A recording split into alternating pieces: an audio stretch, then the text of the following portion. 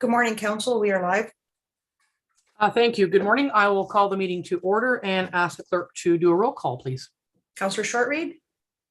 Present. Councillor Dayu. Present. Councillor Barry. Present. Deputy Mayor Moffat. Present. Thank you. We respectfully acknowledge that the Township of Algonquin Highlands is located on Treaty 20 Mississauga territory and in the traditional territory of the Mississauga and Chippewa Nations, collectively known as the Williams Treaties First Nations, which are Curve Lake, Rama, Hiawatha, Alderville, Scugog Island, Beausoleil, and Georgina Island First Nations. We acknowledge a historical shared presence of Indigenous nations throughout the area and recognize its original Indigenous inhabitants as the stewards of its lands and waters, since time immemorial. Could I have a mover and a seconder for the approval of the agenda? Councillor Dayu and Shortreed.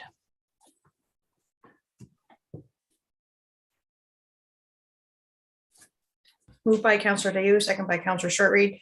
Be it resolved that the February 17th, 2022 council meeting agenda be approved as circulated. All in favor? That's carried. Thank you. Are there any disclosures of pecuniary interest in today's council meeting?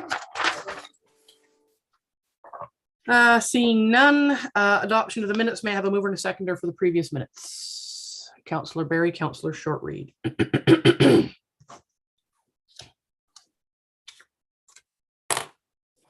Moved by Councillor Barry, second by Councillor Shortreed. Be it resolved the February 3rd, 2022 regular and public meeting minutes are approved as circulated. All in favor? It's carried. Thank you.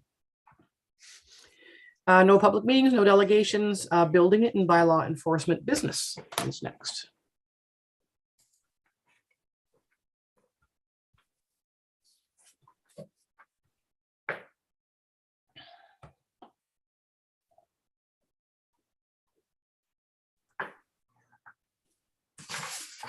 Good morning, David.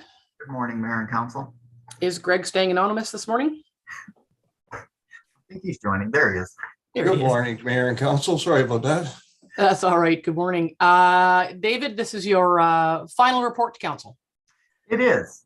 So I would just like to say, I believe you've been with us 8 years. Pretty much, yes. I think, and on behalf of council, and members may want to speak themselves, but thank you for everything you've brought to the township and your steady hand at the helm. And we wish you, or I just wish you, best wishes and good luck and dreams come true in the days ahead and as you retire. And what are you going to do with all your time? Apparently my darling wife has a great big long list for me that's just waiting to get started. So. Right. Oh, there you go. You may need an inspector on some of that work. So. And I don't know if anyone on council wishes to wish David farewell and good luck, but feel free to do so if you wish. Councillor Dayu. Yes, I do want to add my thanks. I have been engaging with your department since before my term on council, and so have seen both sides of the coin as a taxpayer and with no other affiliation with council, and now of course on council. And I just want to thank you so much for your diligence in ensuring that the adherence to the building code is 100% respected, that questions are resolved, that details are figured out. I've seen it from both sides, and really appreciate the integrity that you've brought to this office. Thank you so much. And with that, David, your final report. Through you, Mayor. As you can see, we're off to a very fast start again this year, similar to last year. Unless there's a specific question on the report, I think it speaks for itself. It does. It's early days, right? Being so early in the year, there aren't any complications just yet, but I'm sure there will be, and Greg will handle them with aplomb, I'm sure. Any questions from council on this report? May I have a mover and a seconder to receive it? Councillor Shortreed and Councillor Barry.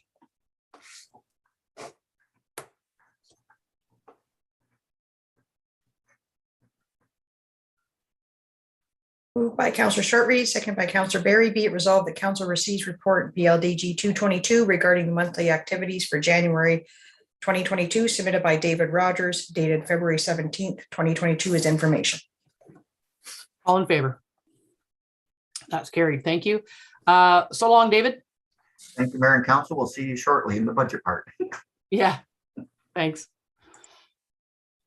Parks, Rec and Trails business is next.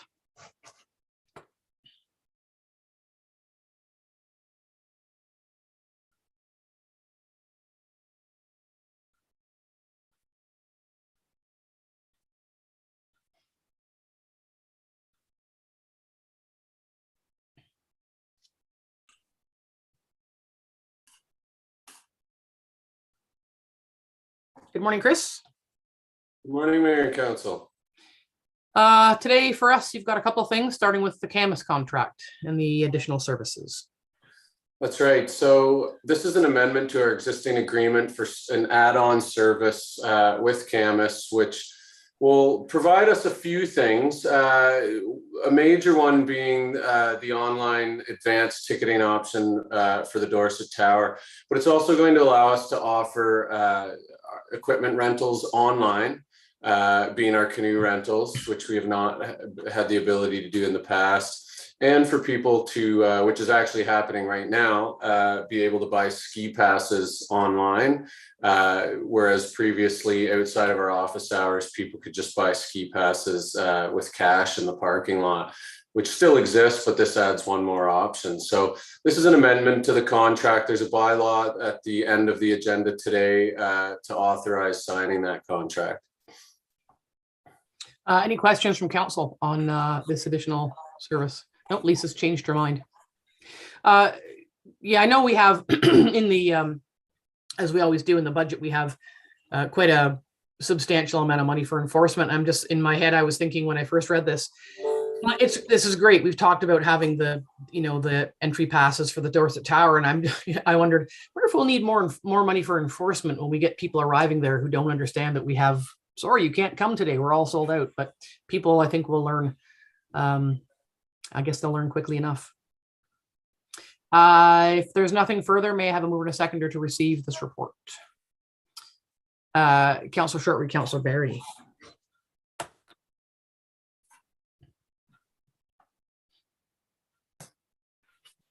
Moved by Councillor Shortreed, second by Councillor Berry. Be it resolved, council receives report PRT 3/2022 regarding Camas contract amendment for additional services submitted by Chris Card, dated February 17th, 2022. And that council approves entering into the said contract amendment with Camas Inc. All in favor? That's carried. Thank you.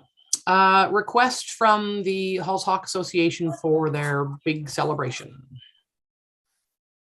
Yes, so the Hawk Halls Lake Property Owners Association last month sent a letter of request directed to council, which is attached to this report.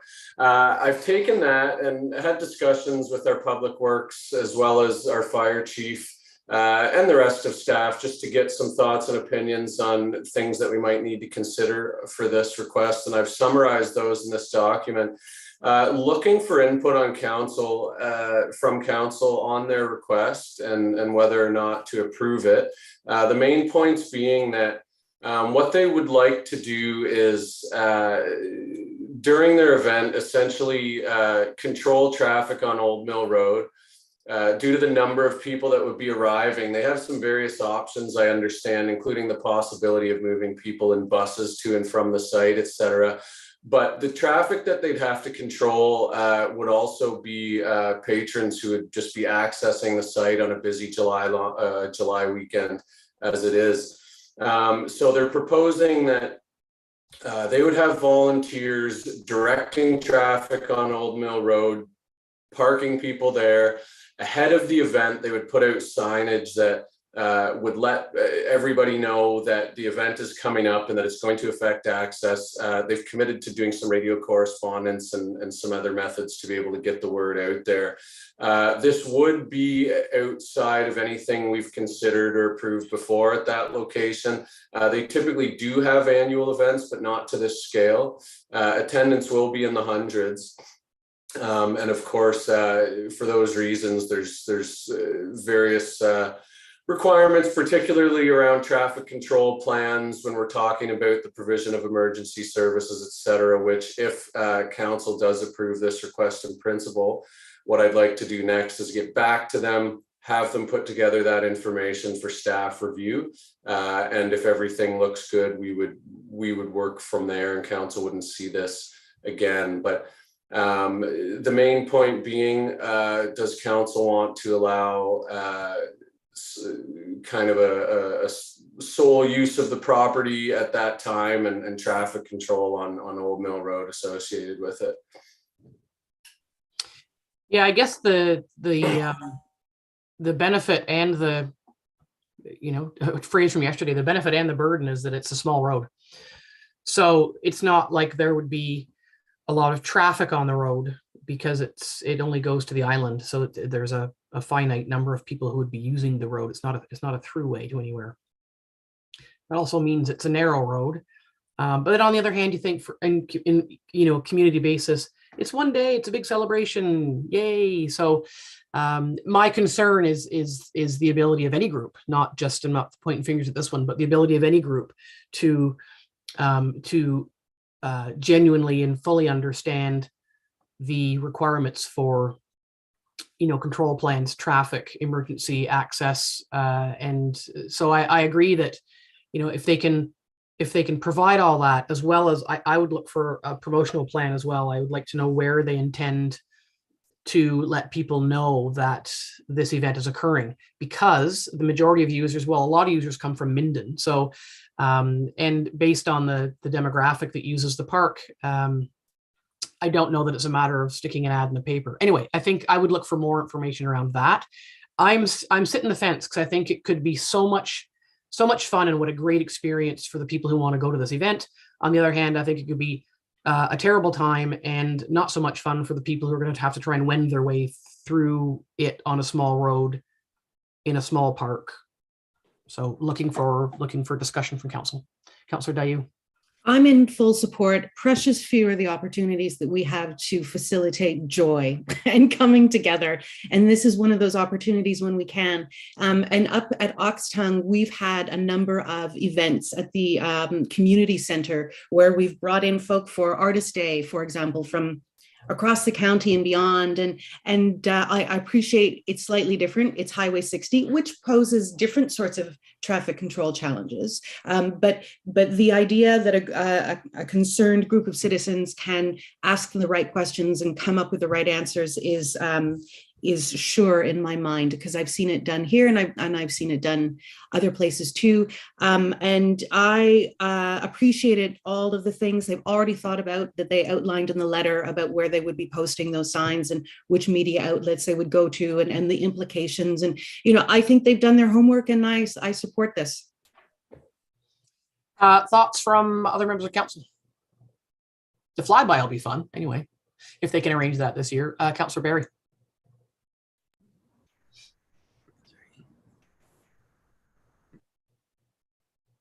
I support the idea. I think that as long as there is a safe plan, parking, obviously cleanup, and that is taken care of, I think it's a great opportunity. I do think this will not be the last request. I think if we agree to doing this, just like we did up in Oxtongue, I think that we're gonna see more and more of these requests as people are generally preferring to gather outside. I wouldn't be surprised to see some of these requests coming in the future. So I think if we're going to agree to do this, that we have to either say this is a one-off, or we're going to consider sort of a standard for outdoor use of our facilities. Yeah, I remember a few years ago, we had a request. I mean, I've received a couple of requests about how to get married at a place. I think one of them was Alvin Johnson Park, and one of them was somewhere else. And the answer, it might have been Stanhope Park. And the answer is we don't reserve those spaces. We don't have a mechanism through which you can say, I have sole use of that space, because none of them are gated. So like this one, it's a public space. So it's hard to say you can't be here that day. So I think that's a good point.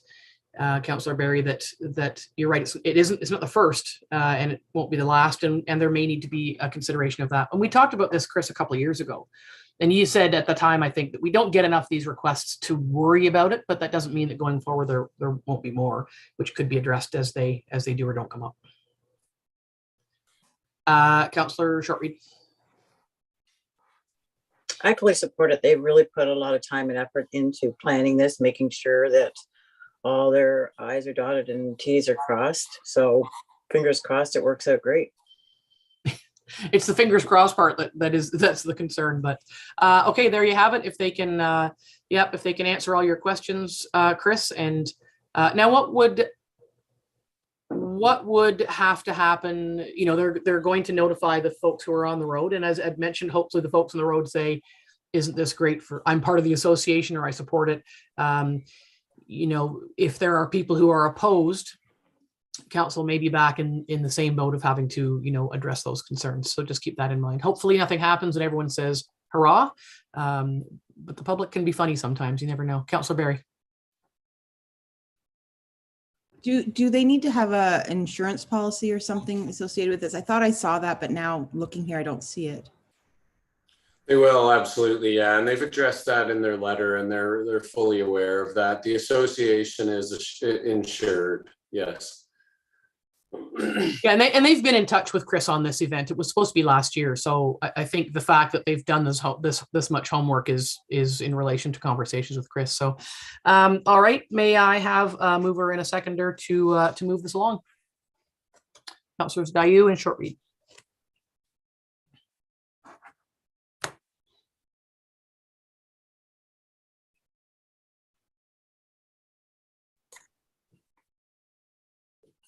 Sorry, I was having trouble with the mute.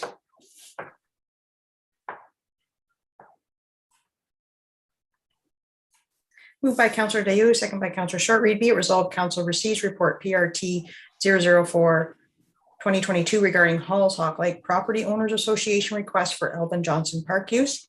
And the council approves the request in principle and requests the association provide the following information to staff for their consideration.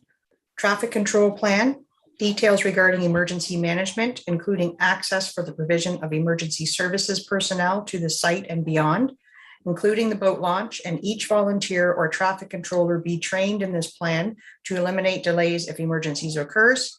Details regarding sanitation, including management and removal of refuse maintenance and providing of bathroom facilities, and details regarding the promotional plan. All in favor? Carried. Thank you. And finally for you is the report on the grant application, which we hope is for Oxtongue Lake. Yeah, so we recently received word of this Inclusive Communities Grant opportunity, which I feel would be a good fit for the swing set up at the Oxtongue Lake Community Center. It's a March 3rd deadline for submission. We can get up to $60,000. The last time I got it quoted, the swing set's not going to be that much, but either way, that fully fund it ideally. We have the support previously of our committee, which will bode well for this project and the application. So looking for approval from council to go ahead. Chris, what I wanted to ask about this is, you know, based on in the discussion section of the report, it talks about it's the projects to support independent and active living and enable older adults and people with disabilities to be actively involved in life. Great. I mean, we put in a fully accessible, lovely playset next door to the main office there. Is there any way to, I don't know if it's necessary, but because of the somewhat pear-shaped demographics of Haliburton County, and Jen certainly knows more intimately the folks who live in the area, is there any way to ensure that it's not just a kids place like swing set, that it's something that grandparents can, I don't know, be involved in as well? Because if it's a swing set for children, the only connection I'm seeing to supporting independent and active living to enable older adults and people with disabilities to be actively involved is that grandparents could attend with their grandkids and have some fun time together. But is the intent that there would be some amenity that would be like for older folks. I don't know that there's swing sets for older folks, but you know where I'm going with this is I don't want to say apply to something that's targeted for older adults and people with disabilities, but it's only for children. I mean, children can have disabilities, obviously, but just want to make sure that we're kind of covered there. And interestingly, I have seen instances where some towns and cities are starting to put in or consider what are called adult playgrounds. I haven't seen one myself, but it's a really cool concept. In this case, my tie to that would be the idea that it would be a place that grandparents can attend in an accessible location with their children. So essentially, it'd be allowing them a whole project tied together where we've got the pavilion, we'll be putting in an accessible pathway under our own funding. I may be able to include some of that in this. We'll tie it in with the vault privy amenity that's there and the general property improvements. And this would be one more add-on to the whole scope of the project that will allow anybody in the community to be able to access with anybody in their family. Perfect. Yeah. Perfect. Thank you. Councillor Barry and then Councillor Dayu. Sorry, Councillor Dayu had her hand up in the beginning. So sorry, I'm going to go to Jen first, and then back to Lisa.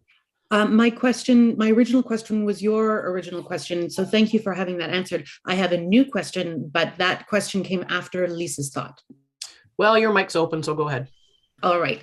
The other, I guess it's not a question. It is a thought that I had to add to the conversation you just had, which is that Oxtongue Lake doesn't have a public space where people can gather, where multi-generations or multi-households can gather. The next public space is really, I mean, there is our community center as an indoor space, but in terms of an outdoor play space, the next space available is Dwight Beach, which is outside of our municipality. And then the one closest after that is Dorset, which is about 20-minute drive away. And I wonder if, and that's 20 minutes driving along highways. So I also wonder if, to boost the application's motivation to bring people together into inclusive communities, we can outline that if you want to get together, friends, it's going to be several miles away. This is really the only one in the area. Just a thought to add. Yeah, that's a good point. It's not one of 5 green spaces in a community. It's one place to be. Yeah. Councillor Barry. Yeah, and just sort of going on what you were saying is I think that the gazebo, which we have funded, sort of plays a part into the full spectrum of ages.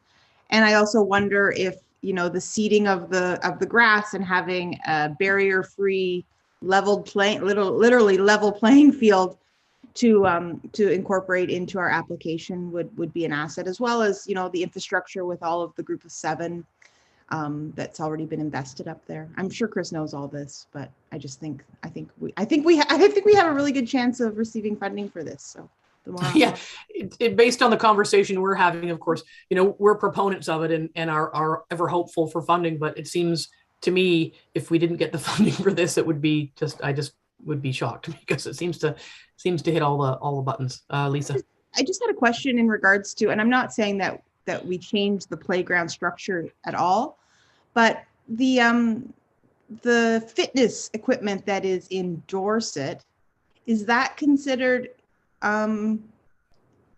accessible playground equipment? I just wondered if that's the same sort of thing. Is that what they're looking for this?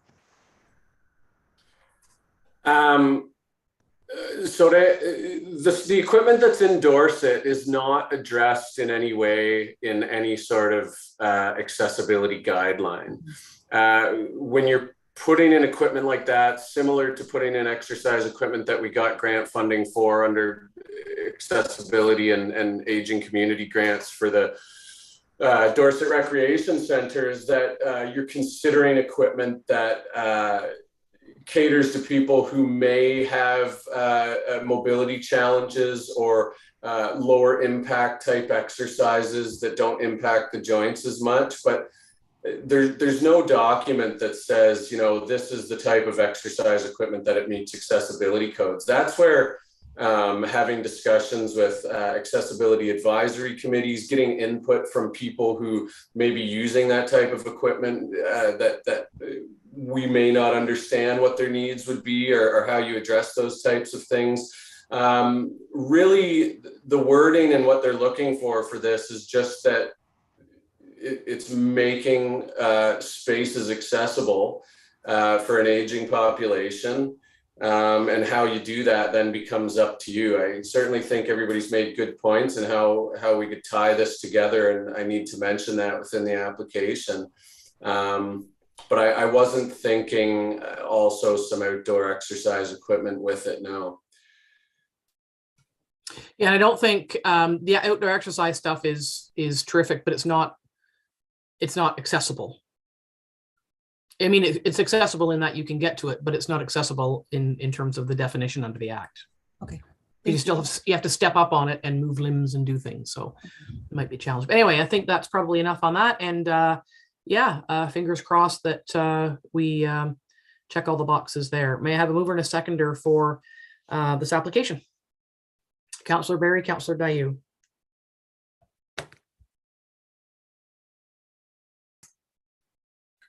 Moved by Councillor Berry, second by Councillor Dayu. Be it resolved that Council receives report PRT 5/2022 regarding Inclusive Communities Grant application for funding, and that Council directs staff to prepare and submit an application for the installation of a swing set at the Oxtongue Lake Community Centre. Should that say playground equipment? It's not necessarily just a swing set, is it? Chris? Let's go with playground equipment. The idea is the swing set, but the more I think of it, I think I might be able to also include some of the pathway and possibly also some of those property improvements. I'll have to look further into it, but that would allow us to make it a little more robust there.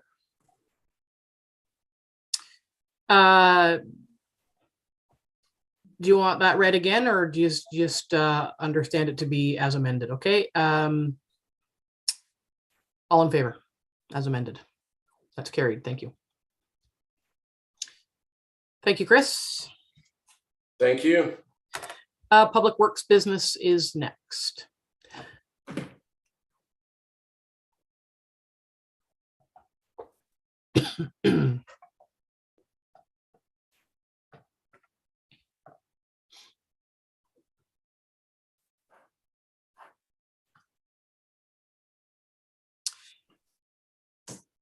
And Adam's coming in. Angie?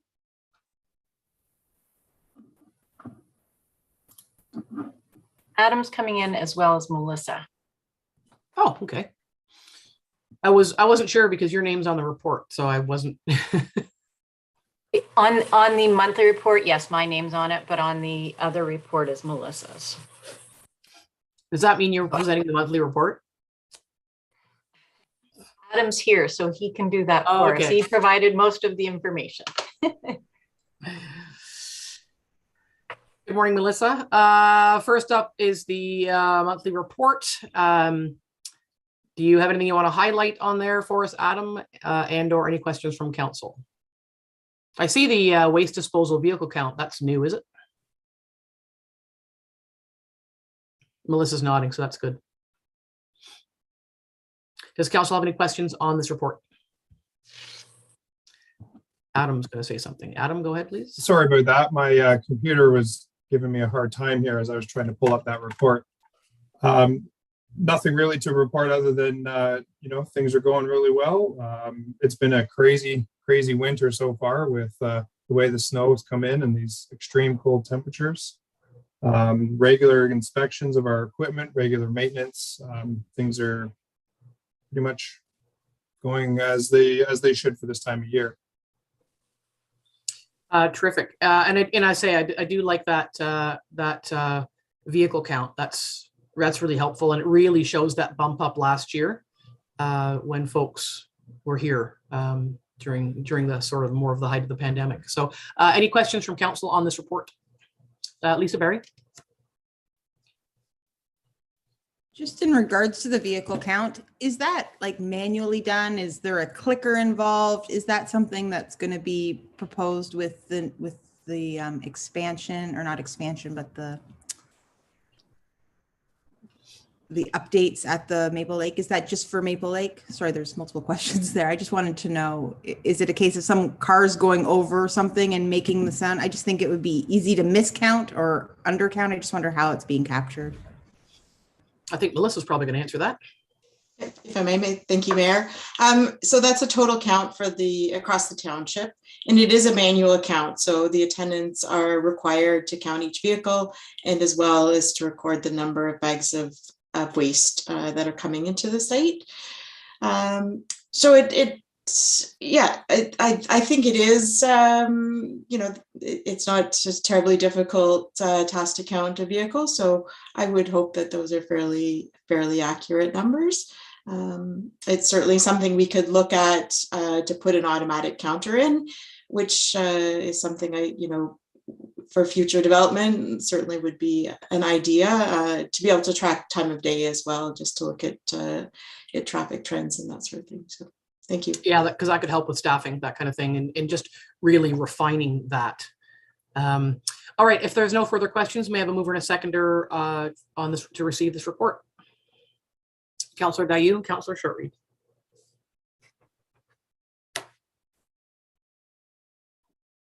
Moved by Councillor Dayu, second by Councillor Shortreed. Be it resolved that Council receives report PW 522 regarding Public Works monthly activities for January, submitted by Angie Bird and dated February 17th, 2022 for information.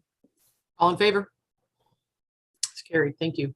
And the next report is the waste disposal site update and a request for a little bit of money. Mayor, if I may, I can speak to that. Yep. So this report is just to give a little bit of an update on where things are with this project. We're obviously a little bit behind schedule. We had intended to have clearing and some of the groundwork done. Actually most of the work done for last year, but we've sort of moved the schedule ahead and hope to have the entire project on the books for this year. Initially, when the project was designed, when the layout was designed, we sort of tried to stay away from the current entranceway and move a little bit more to the north.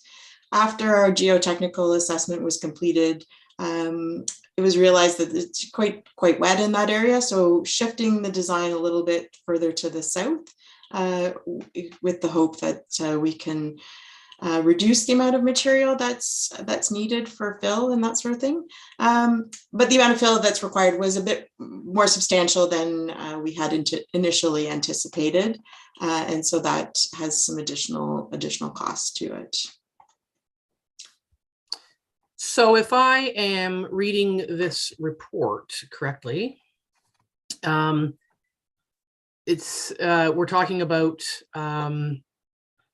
the need for the aggregate. So we're looking for not a large amount of money to do the testing of the Fraser pit to ensure that the aggregate that's there is the right stuff.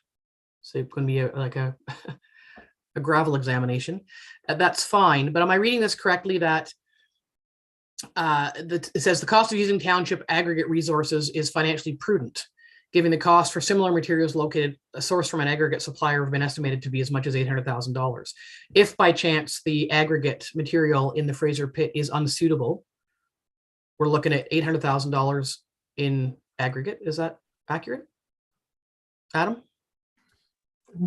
That would be accurate if we didn't have other sites that we can take material from. The township currently manages 5 pits. I'm more than confident, and so is Cambium and Melissa, that the material in Fraser pit will be suitable for what is required. This survey will also allow us to put that into the tender for contractors to know what they're working with. Because a contractor coming into a project like this would typically bring their own material, where they just buy the A gravel or it's their own A gravel, they know what they're working with. So this is kind of it will let us know what kind of material we're pulling out of our own site, 2, where to pull it from, and 3, provide that information to the contractor so they're fully aware of what they're working. If for some reason the material out of the Fraser pit is not adequate for what is needed, we would have to come back here to council and discuss that with you, looking for the option to move into another one of our pits for another assessment. I'm confident that that's not going to be the case, that material was originally at Fraser Pit removed for road building, which I believe was done on the MTO years past. Whether that was before we owned it or how, whatever the case that may have been 30 some years ago. But regardless, I'm more than confident that that material is going to be adequate. And this is just us doing our due diligence to help the contractor and help the project move along. Yeah, I mean, obviously it would be far better if we could source the aggregate ourselves. I mean, if the project, if you had to come back, it would be, worst case scenario would be coming back to say, we don't own anything that's suitable, and now we need this tremendous amount of money. That would be a bit of a showstopper, I think. Okay, and did we know this at the beginning of this project, or is this only come to light because of the moving the location slightly south, or the site plan slightly south? If I may. Yep. The original plan, when we put this together, we always had it in the back of our head that we have these aggregate sources within the municipality to pull from. So that was always in the back of in our minds, that we would take material from them if required. Unfortunately, when you're in a project like this, until we had that geotech done on the site, we really didn't know how much material was going to be used. So on our side, it really didn't make sense to come forward to council and give them an estimate that could be anywhere from 10,000 cubic meters to 50,000 cubic meters, just because it was so unknown until the test holes were dug at the site. Once that was completed, which was done in the fall this year, that's when our staff decided we'd bring this forward to you immediately to show you where we are with the project and how we can move forward with it. Okay, thank you. Any questions or thoughts from council on moving this to the next step? May I have a mover and a seconder then? Councillor Dayoun and Councillor Barry, thank you.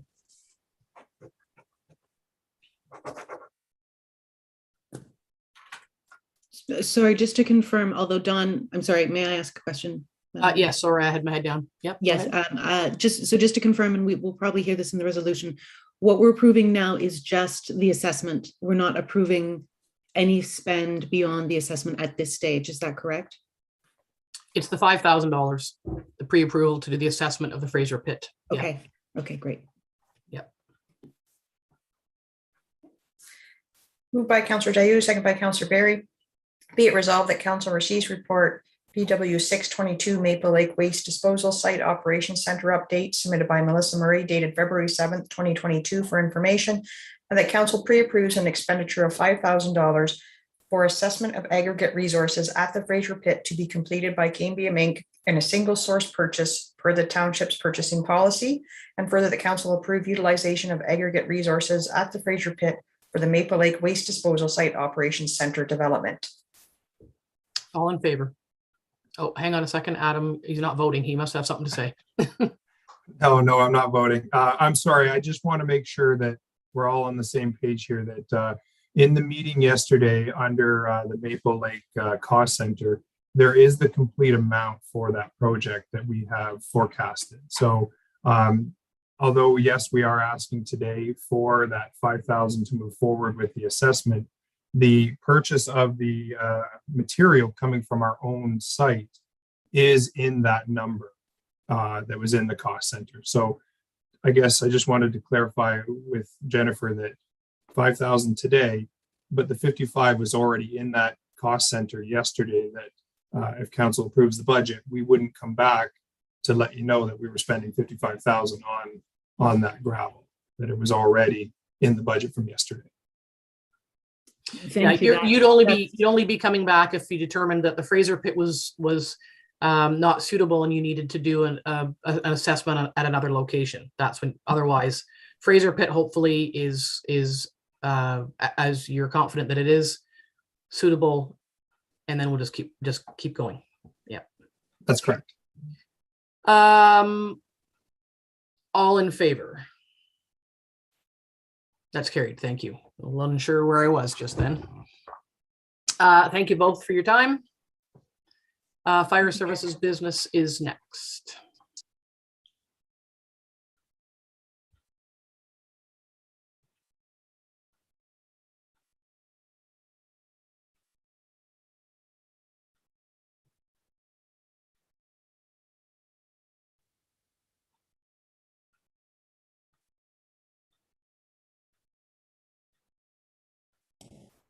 Morning, Mayor and Council. Morning, Chief. Your monthly report is here. Any highlights you want to tell us about? Yes, a couple highlights. The one really nice thing is we have resumed training at the fire halls as of January 31st.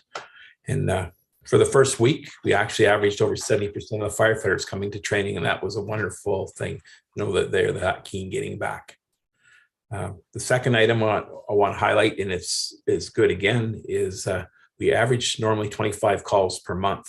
In the month of January, we had 10. So it's nice to see that people were very safe over the month of January. It's normally a time of year when you have a lot of issues like chimney fires and that, and we didn't have any. So people are being safe and diligent. And that's good news. Last but not least, we were unfortunate to have a serious accident last Friday. And I just want to thank Chad for getting all the information out on Twitter and Facebook for the traffic situations. He did a great job going for that situation. So, yeah, that was quite a delay in that north-southbound travel pattern, with the only detours being, of course, 118 and 117, which adds an hour and a half to your journey.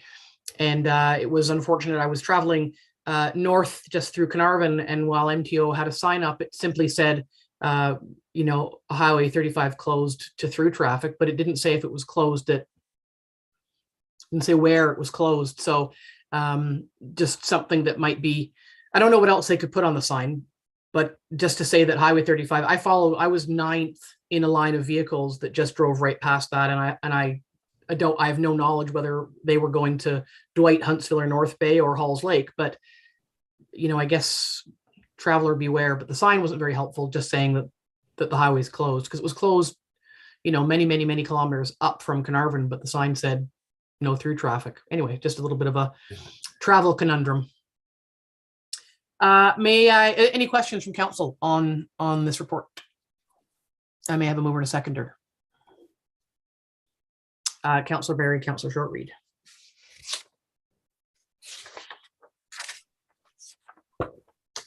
Moved by Councillor Barry, second by Councillor Shortreed. Be it resolved that council receives fire services report FD 422 regarding monthly activities submitted by Michael French and dated February 17th, 2022, and that council accepts with regret the retirement of Andre Cleroux, effective January 1st, 2022. All in favor? It's carried. Thank you. Thank you, Chief. thank you. Have a good day, everyone. You too. Finance business is next.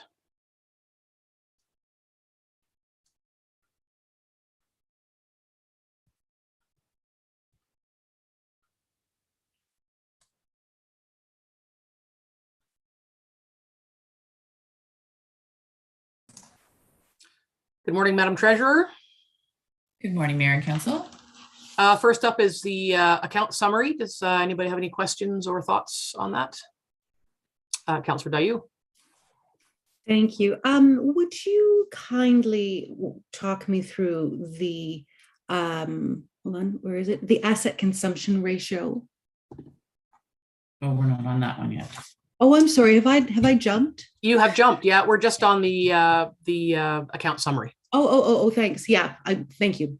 May I have a mover and a seconder to receive this report? Councillor Shortreed and Barry.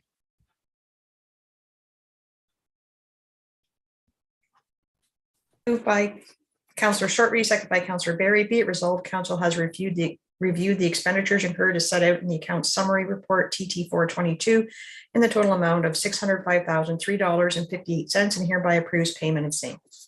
All in favor? It's carried. Thank you. Next, we're at the FIR next.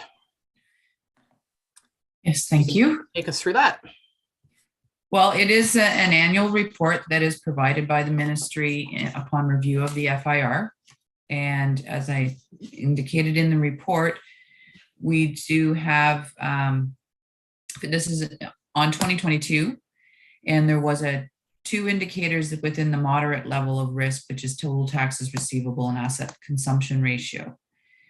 The taxes receivable for uncollectibles as a percentage of total taxes levied is increased from 7.3% in 2019 to 10.1% in 2020, which changes us up to the moderate risk. And then the asset consumption ratio realized an increase from 54% to 55% in comparison, which means we move up to a moderate risk as well. All the rest of the indicators show us as a low risk since 2016. So when compared to the 2019 report, the asset consumption ratio remains unchanged in relation to taxes receivable. The economic effects of the pandemic are likely the cause. So in what I'm saying there is that in the taxes receivable, a lot of people decided their needs of households were put over their taxes received or their tax payments and unfortunately weren't be able to pay everything. So hence why we've had an increase in the taxes receivable.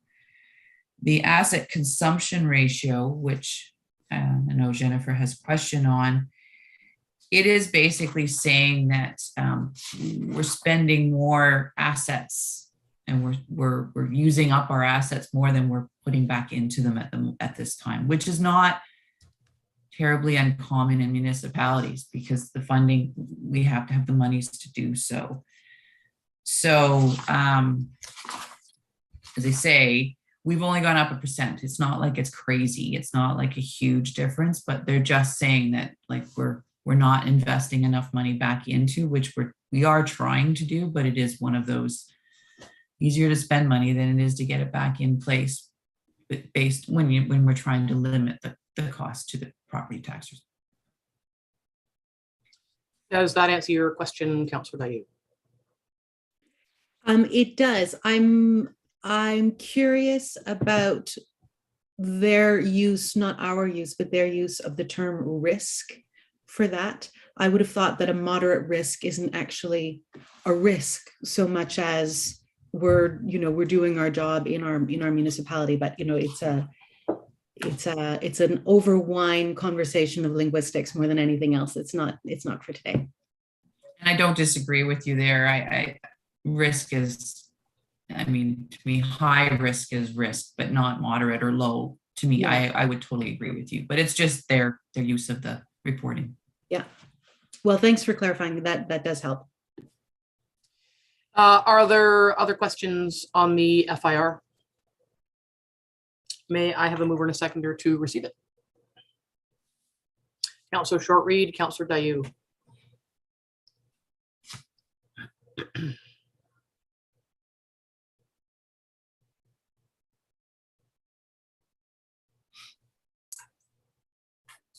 Moved by Councillor Short-Reed, seconded by Councillor Dayu. Be it resolved, Council receives report TT 522 as information regarding the Township's financial health for 2020 as reviewed by the Ministry of Municipal Affairs and Housing, submitted by Jean Hughes, dated February 17th, 2022. All in favor? It's carried. Thank you. And the final tally of the year-end reserves, just keeping in mind that this is the resolution to accept the end of the year and not our budget plans for the next year. But go ahead, Jeannie. Again, it's just, this was the report that I didn't provide these final numbers in November because a lot of the final transfers were pending due to waiting for the actual costs of the capital expenditures and so forth. So this is just a follow-up to my report earlier or the end of last year to say, here's where we ended up, which as noted, we actually did see an increase in our reserves at the end of the year, again, due to year-end surpluses, operational, as well as the capital spending estimates or the actual cost coming in slightly lower or lower than the estimated costs. And only those actual costs are transferred, not just on the estimates. So it's a good news ending for the year for your reserve transfers. All that work still has to be done. Does. Any questions on this final report from the end of last year? May I have, excuse me, may I have a mover and a seconder to receive it? Councillor Shortreed, Councillor Barry. Moved by Councillor Shortreed, second by Councillor Barry. Be it resolved that Council receives Treasury Report TT 622, summarizing the year-end balances for all reserve accounts for the Township of Algonquin Highlands, submitted by Jean Hughes and dated February 17th, 2022. All in favor? That's carried. Thank you.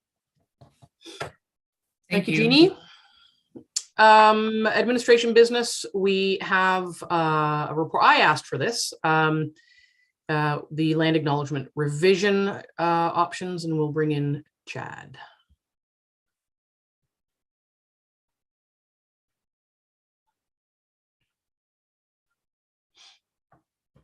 Good morning, Chad. Hey, good morning, Mayor and Council. So I just do a little preamble. I had asked, spoken to Chad about this. The council had approved, moving in this direction, and it's a good thing. The land acknowledgement as crafted is a mouthful.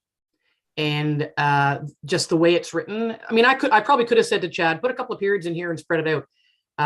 The beginning paragraph is really a giant run-on sentence. And even having been trained in journalism, and speaking, it's a mouthful. And so there's some options there to either make it shorter or just be able to say it differently, and just looking for thoughts from council on if it changes the intent of council going in this direction. So Chad, I don't know if you want to speak to the requirements of your work with Curve Lake and what they prefer, so that we can make sure we're on the same page. Yeah, the big piece of advice with the 7 nations was that if you were going to name one, you name them all because they are equal rights holders, but you can also name none and just say Williams Treaties Nations. That's perfectly acceptable as well.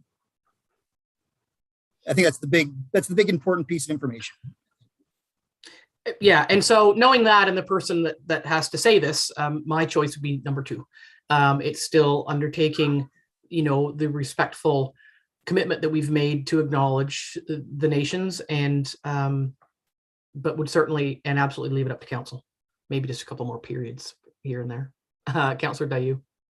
Not being the person who has to say it, I would respectfully vote for option 1. I am in favor of naming the communities themselves.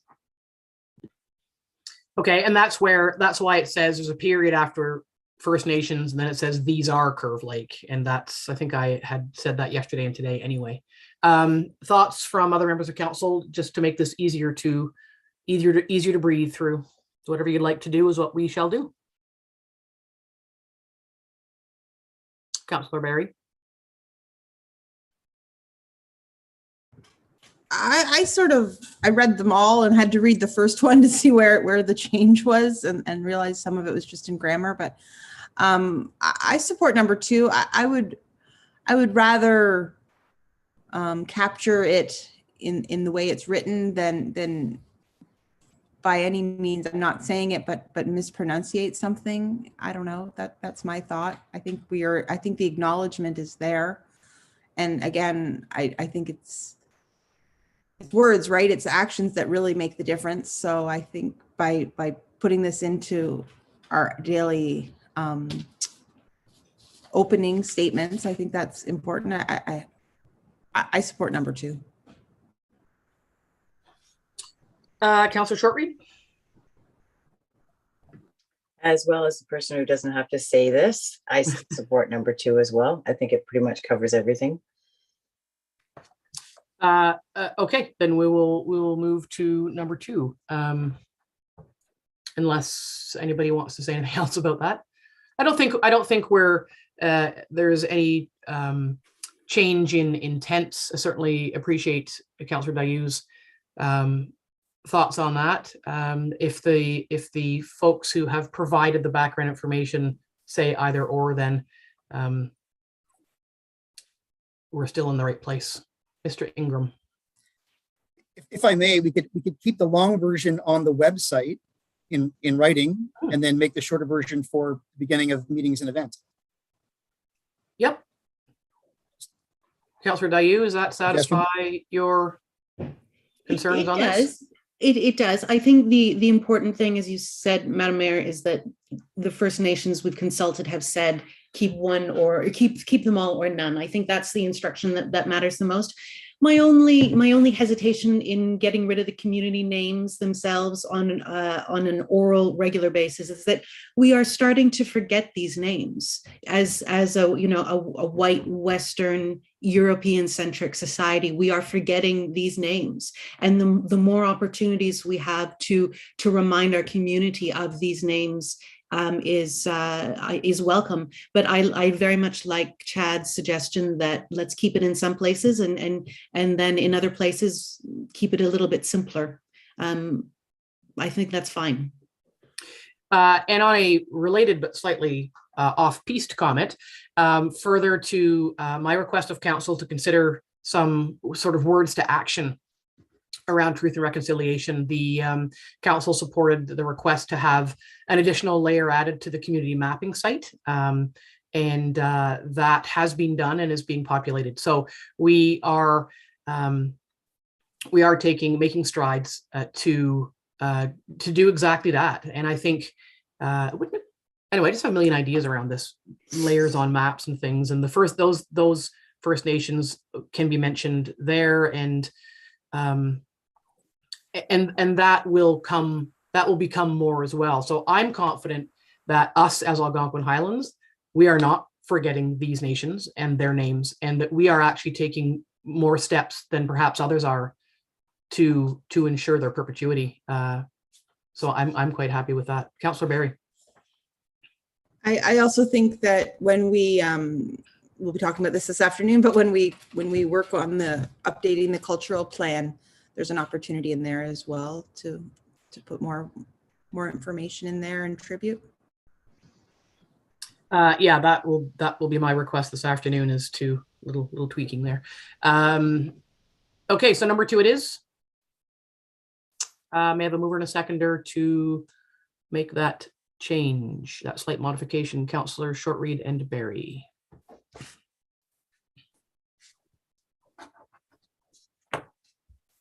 Moved by Councillor Shortreed, second by Councillor Barry. Be it resolved, the council receives report COM 122 regarding the proposed land acknowledgement statement revision submitted by Chad Ingram and dated February 17th, 2022, and the council selects option 2 identified in the said report as a revised land acknowledgement statement for the Township of Algonquin Highlands Council meetings.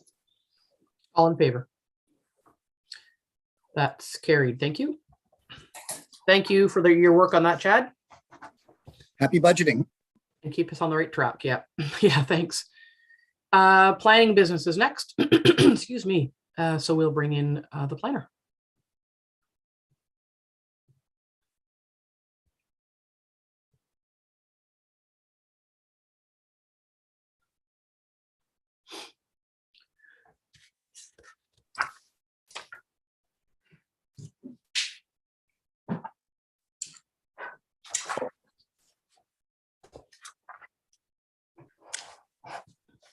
Good morning, Sean. Morning. First up for you is a excuse me, a road allowance closing on Boschkon. Yes, this is a bylaw to close the shore road allowance in front of this property on Boschkon Lake. It was circulated to adjacent property owners, as well as the required commenting agencies. No objections were received or easements required, so staff would recommend approval of the bylaw. Any questions from council? May I have a mover and a seconder, please? Councillor Shortreed, Councillor Dayu.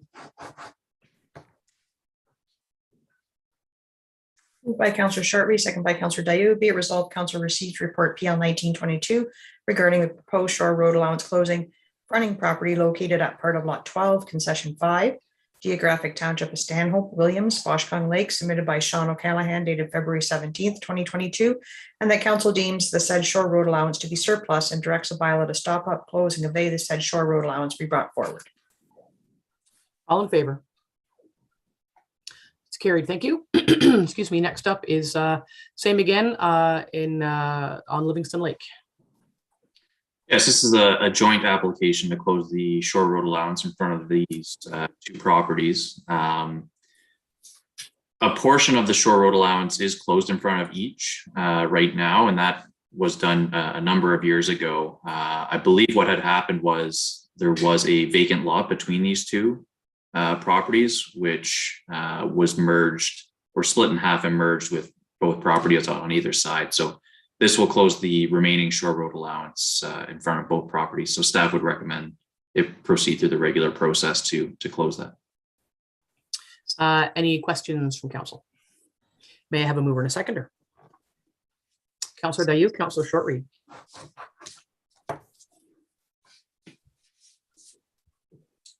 Moved by Councillor Dayu, second by Councillor Shortreed. Be it resolved that Council receives report PL 2022 regarding the proposed shore road allowance closing fronting property located at part of Lot 9, Concession 6, Geographic Township of Livingston Lake, submitted by Sean O'Callahan, dated February 17th, 2022, and that Council approves in principle application OSRA 001AB/22 made to stop up, close, and convey the said shore road allowance, and that the applicants are requested to proceed in accordance with the shoreline road allowance closing procedure. All in favor? It's carried. Thank you. And finally is the Committee of Adjustment minutes. Is there anything on there that piques anyone's interest that Sean could address? Councillor Dayu. Thank you. It's just a comment for council's consideration and future discussion, I suppose, and future input from Sean. I note that in these minutes and in previous minutes, there have been a number of applications to reduce the setback from the high water mark by more than half of the allocated setback, and those are being approved, and I note it for the file, because I know county is working on a shoreline preservation bylaw, and I'll be very curious to see how whatever happens at county has a chain reaction for us here at the township, and what the Committee of Adjustments response to that will be as well, because it happens fairly frequently in the minutes, including in these minutes and in last month. So I just wanted to throw that out there.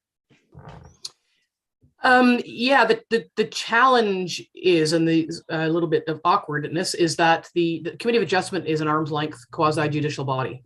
So it is not under the purview of council. It lives by its own set of rules. So I don't know if Sean, if you have any comment in regard to that. We don't direct the Committee of Adjustment. So Sean, if you could go ahead. Yeah, it's a number of things that go into considering these applications. So the one thing is the number, and I can understand the shock if you're reducing a setback by over half, but that's only one factor in the consideration of these applications. I try and give applicants as much information before they actually make an application on whether or not something staff will be able to recommend approval of. So generally, if staff are not going to be supportive of these applications, an applicant may not proceed with that application. So that's why it may have a higher approval rating.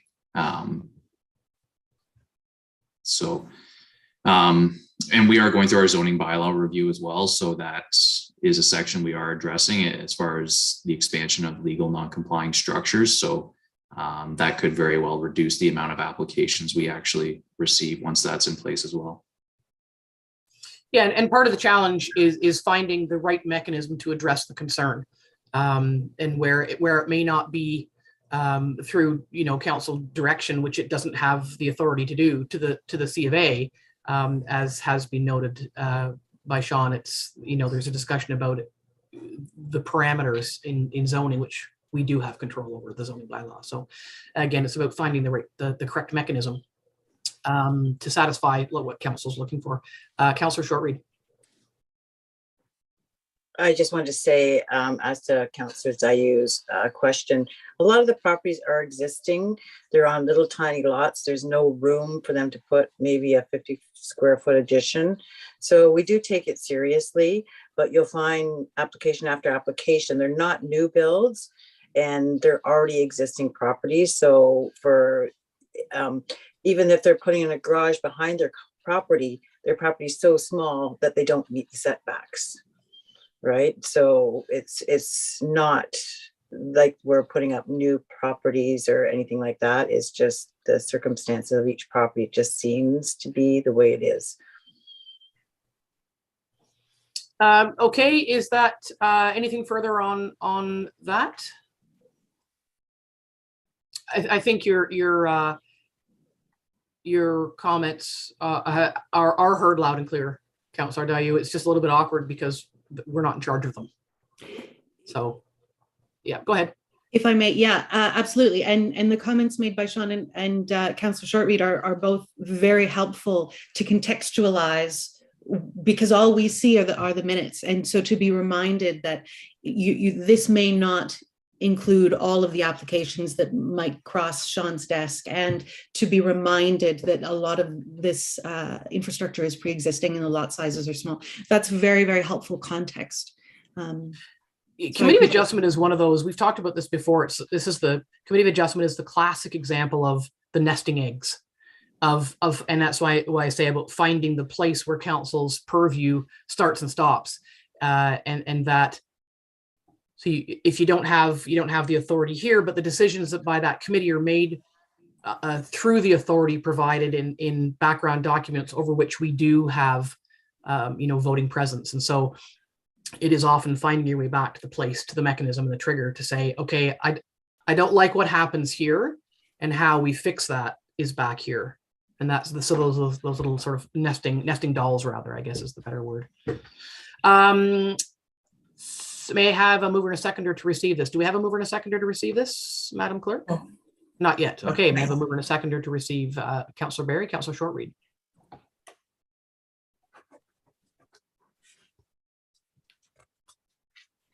Moved by Councillor Barry, second by Councillor Shortreed. Be it resolved, Council receives report PL 2121 regarding the January 28, 2022 Committee of Adjustment minutes submitted by Sean O'Callaghan dated February 17th, 2022. All in favor? That's carried. Thank you. External boards, folks still are not meeting. The only comments that I have are around the community safety and wellbeing plan. It has been approved at the county and is being circulated for approval at the lower tiers. So we'll be seeing that soon, I think. And other than that, library board, I don't think there's anything there. There is a watershed communications committee meeting next week. I may not be able to sit in on it, but I don't think any of the boards that you folks are on aren't meeting, are they? No. Okay. All right. General business, none. Correspondence, Madam Clerk, did anything get moved along there? No, nothing. May I have a mover and a seconder to receive the correspondence listing? Councillor Dayu and Councillor Shortreed. Moved by Councillor Dayu, second by Councillor Shortreed. Be it resolved that Council receives the February 17th, 2022 correspondence listing for information. All in favor? That is carried. Thank you. We are next on the agenda is just to pick up our budget deliberations, but it's just 10 past 8.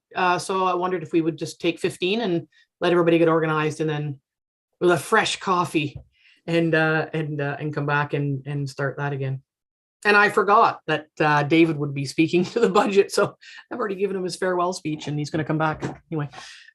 So it's, what is it, 10 past? So 25 past or 10:30? What would you like to do? Anybody? 25 seems an odd number. 10:30. 20 minutes. 10:30. Yeah, I thank you. That makes me 10:30. We'll see you back here.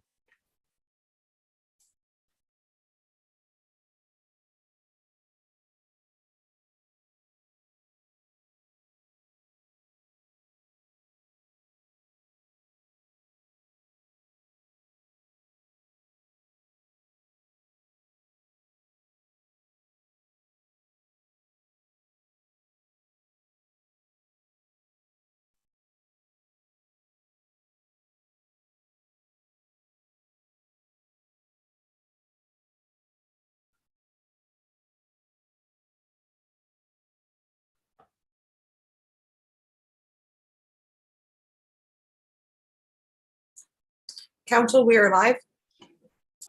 Thank you, Madam Clerk.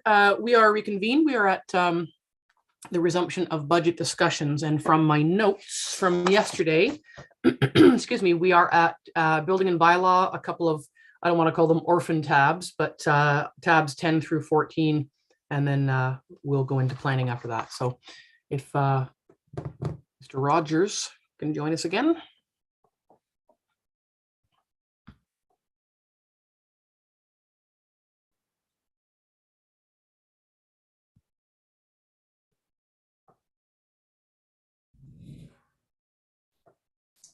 And Mr. Moore, I assume. Oh, there he is. Welcome back, gentlemen. Thank you, Mayor. Thank you, Council. Thank you. Yeah, you know, I gave you a big farewell speech and you're back again. So anyway, I'm not going to say it again. But anyway, if you want to take us through your highlights for 2022. Again, through you, Mayor. As you can see, our list is almost as long as Public Works and Parks and Recs. The very first one is regarding education for Greg. He actually has arranged to write that complex building exam. It will be sometime in March, so that's already scheduled. As far as equipment goes, we are looking to purchase a new vehicle for the building and bylaw department. I will tell you, I did reach out to a bunch of the local salespersons and asked them about a fully electric vehicle for the municipality, and they all said at this time their fully electric vehicles wouldn't suit our purposes by going in the back roads where we're going and being in four-wheel almost all the time. So we will be definitely looking at a hybrid. So that's how we came up with those numbers. We did contact some different dealerships on hybrids to get some ideas on prices. So that's where we're heading with that. Obviously, if we get a new vehicle, the third vehicle will be moved over to another person in the department with the bylaw officer, building official. So that was the intent on that. Because we are going to hire a new bylaw enforcement officer, we do need a bit of office equipment in there. We do have a desk, but we obviously don't have any filing cabinets. So that's why we're looking at purchasing filing cabinets. Obviously, one of the big projects that we're hoping to get completed all this year is the septic reinspection program. So it is due to wind down this year. So there are some properties from previous years that haven't been completed, but most of this year concentrates in the Guagama Lake area. So hopefully that'll all get wrapped up. I do know Greg is working on a report to bring to council regarding some of the outstanding issues on the septic reinspection program. Obviously, we're going to have to buy some computer equipment for our new person as well. And we're looking to buy some tablets and stuff as we get our new software in place for the building and bylaw department. And again, thank you for council and the CAO for allowing us to work the extended work hours through the summer, because it does make a big difference. It was great to actually have the extra hours. So the last one we have is the hiring of staff. So we are the deputy chief building official's job closes tomorrow, and the bylaw enforcement officer job closes next Friday. So hopefully we'll get some people in place for that. With that in mind, again, going back up to where it said education and training, at this time, I don't know if we will need any additional training for that staff when we hire them. We're hoping everybody will have lots of courses, but in the other sheet where you see the line item, I did add additional funds for education in case we do need to do some of that. So any questions at what we've got? Well, you've got quite a handsome reserve anyway, so if you this year apparently, our reserve is over $300,000 right now in the bylaw department, or building and bylaw department. So yeah, terrific. Questions from council on this cost center? Councillor Dayu. It's not a question, it's just a repeat of the delight that you are going to be increasing staff numbers in bylaw. It has been a call from the community who have been frustrated in the past in the very natural limitations that the team has to be able to go out and resolve some of these cases. So it's great to see that that's coming, and I look forward to that, to meeting those new people. Indeed, thank you for that. Is there anything else for council on this section? Well, that was pretty easy for you guys. Again, and I do want to thank the mayor and council for all the support you've given me. And I would also like to thank our CAO for providing the staff that she's given me to work with. So for all of that, thank you very much. And it's been a joy working here at Algonquin Highlands. I guess now I can say, fare thee well. Thank you very much. As you sail off into your retirement sunset. Thank you. Thank you, gentlemen. Thank you. If we keep going through our budget binder, we've got tabs 11 through 14, which are fairly straightforward, I think. Tab 11 is community policing and OPP. The community policing sort of, it is what it is. I don't think there's much to debate or discuss there. And there's certainly no debate or discussion on the OPP billing. Again, that is what it is. And gosh, I well remember the days when Algonquin Highlands policing bill was $349,000 a year before the billing reform. Any questions on either of those? Okay, tab number 12. Sorry, got to get my glasses. Lots of small letters. Emergency management, again, it is what it is. Any questions or clarifications needed there? And similarly, generators. Anything there? And then lastly would be accessibility. Okay, and then that would take us to, we might just actually, it's a bit of, and no offense to Dawn, but tab number 30 is cemeteries. So I don't want to call it an orphan tab, but if we just want to jump to 30 just to, so we can just look at that. And Dawn, if you need to speak to that, you could, because you're the cemetery lady. I would have to turn that over to Jeannie as she prepared the cemetery budget. Okay, And so you're not going to give us any details. I can add on if required. Okay. If and we, I'm sorry, I don't have a about, reminder. Yeah, if we need to know about lifting clamps and turf pads. But anyway, Jeannie talked a little bit about cemetery. Is there anything exciting there? Thank you. And I saw Dawn's face. That was funny. There isn't anything really exciting. The columbarium project will be on the plate for this year. And we do have the donation, which I moved to a reserve to bring back in place when the project proceeds. So that the $25,000 donation is in place still. And other than that is the lifting clamps and turf pads, and that's just like a maintenance item. It'll just make life easier for them, for the public works maintenance team to deal with cemeteries. Any questions on that from members of council?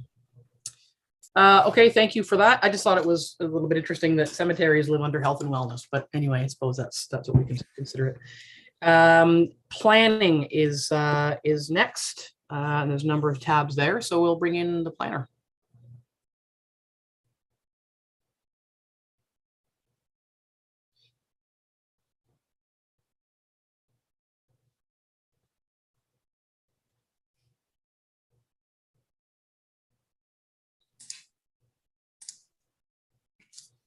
Welcome back, Sean. Thank you. Planning department highlights. Take us through those for what they are. Yeah, it's I guess the biggest item would be the completion of the zoning bylaw review. So we are slated to have our public open house at the end of this month. And then we'll have subsequent public meetings following that, and then finally adoption. So fingers crossed that will be in place for early summer this year. So that'll be a nice project to have completed. And then we will also be participating with the county in their review of the short-term rentals and any regulations they decide to look at as far as implementing countywide.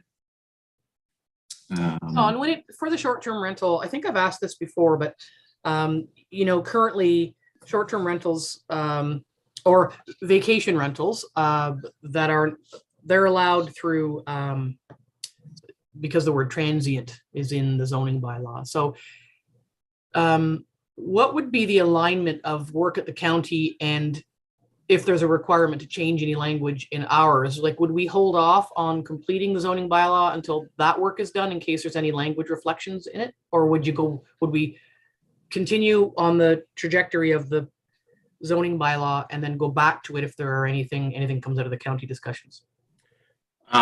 I would recommend we wait until the county discussions have been completed. That way we have a standard process across the county.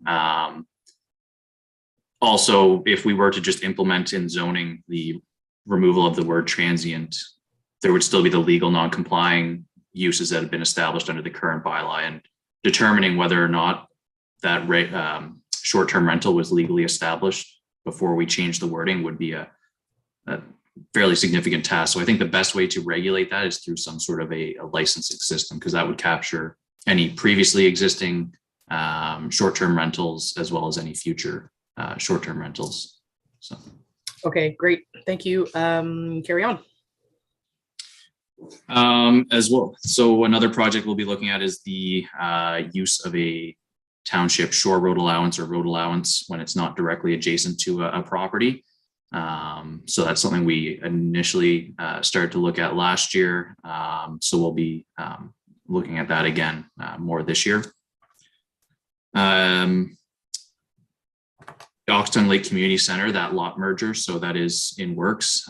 So that will be completed hopefully early this year. And then finally, the implementation of recommendations from the service delivery review. So the planners have been meeting on a consistent basis and working through those recommendations. So we'll be looking to implement more of those this year.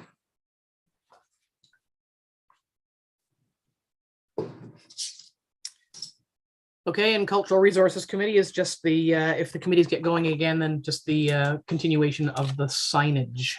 Yes. And I'm going to wait till the cultural plan tab for a little bit of a conversation, but are there any questions of Sean for just his highlights? Okay, if we can go to tab 55, which is shoreline allowance. Anything that needs to be discussed there? Okay, committee of adjustment, again, it is what it is. Tab 57, cultural plan. We did talk about in circling back to that truth and reconciliation is one of the things I'd raised with council is that our cultural plan has no reference to First Nations, and that's a shame. So, and the plan also is from 2013.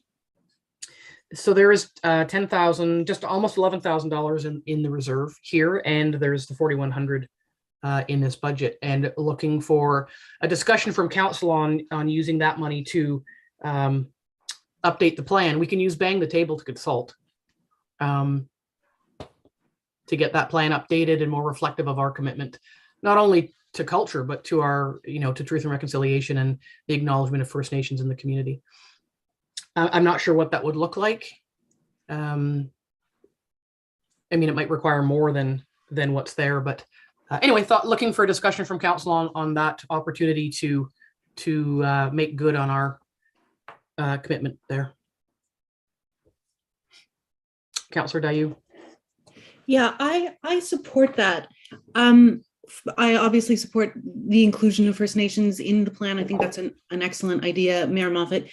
But I've also been struck, being in the cultural plan committee, that the plan that we've got struggles to get into gear. And I'm not referring to the last 2 years where we've not been able to do anything with it, but it's hard to sort of find a home for it where it could be actively picked up and run with. And I wonder if this is an opportunity to review how the plan fits into the gears of the township. Yeah, and that's really before the truth and reconciliation commitments that we made. You're absolutely right. I mean, you and I both sit on that, and it is a committee that, by virtue of the way the plan is structured, seems to wander in circles. And no disrespect to anybody involved, because they all stepped up to say, I want to be involved in this. But it's a ship without a port, and I think that. Yeah, so that's part of the reason is to give that plan a shake, make it more user friendly and consumable in terms of outputs and outcomes, because at the moment it doesn't seem to be. So yeah, yes. Anyway, so thank you for that. Other thoughts from council on and that would essentially, I think that would essentially hobble the committee using that 4,100, which means the sign project would be essentially put on hiatus, I think. I think the sign project would still be an outcome of an updated plan, because it's one of the doable things out of that plan. Because if we were gonna use that 4,100 toward the plan, then there wouldn't be any money left to do the things with. So just keep that in mind, that updating the plan with the monies that are available is likely to provide better focus for that committee to do the things that it wants to do, but is currently not able to do. If that makes any sense. Lisa Berry.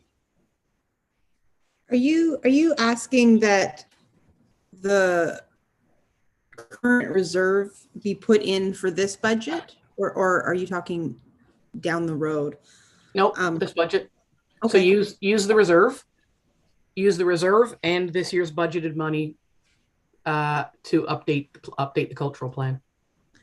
Was the current committee just about ready to erect the next sign? I thought that there was one already. I know there's one up in Oxtongue, but I thought there was going to be one in Dorset. Yeah, they're done. There's two in Dorset. There's two in Dorset. Is there not going to be one more done down here in Stanhope? Oh, there'll be signs. That the intention was to put signs, culturally and heritage significant signs up until we run out of things to recognize. It was never a matter of two in each community. It was sign everywhere, sign until there was nothing else to acknowledge. No, I thought there was one. The next series was in works, was sort of like at the printer or in the hopper to be done. And I just wanted to make sure if that was the case, it would be nice to see it finished. But if you're saying the ones that had been sort of analyzed and supported are finished, you're saying the next priority should probably be to update the cultural plan. Yeah, and maybe Sean and Jen might be able to help. The last sign that we physically saw and applauded was the one for the tower. I think it had the historical view and the current view. I think that was the last. And I'm not recalling that there's anything. If anything is halfway done, it's halfway done in someone's computer file somewhere. There's nothing at a printer. There's nothing. I mean, it would be my expectation that the sign project, as I say, would continue because it's valuable, I think. I'm going to go to Jen and then back to Sean. Yeah, I would concur. I imagine the committee, if they were here right now, they would say that the signs subcommittee should just continue to do their work while the committee proper figures out what to do next with the plan, because it's a tangible thing. It satisfies a whole whack of needs and interests. So, and it's relatively inexpensive. So I imagine as soon as the subcommittee gets to come back together, that'll just happen while the bigger project is being figured out. But not if we take the 4,100 out. We could leave 1,000 in. We could leave 1,000 in cultural plan for that signage work should the committees get going again this calendar year, and then take the rest, abscond with the rest to put toward the plan. And I'm not sure.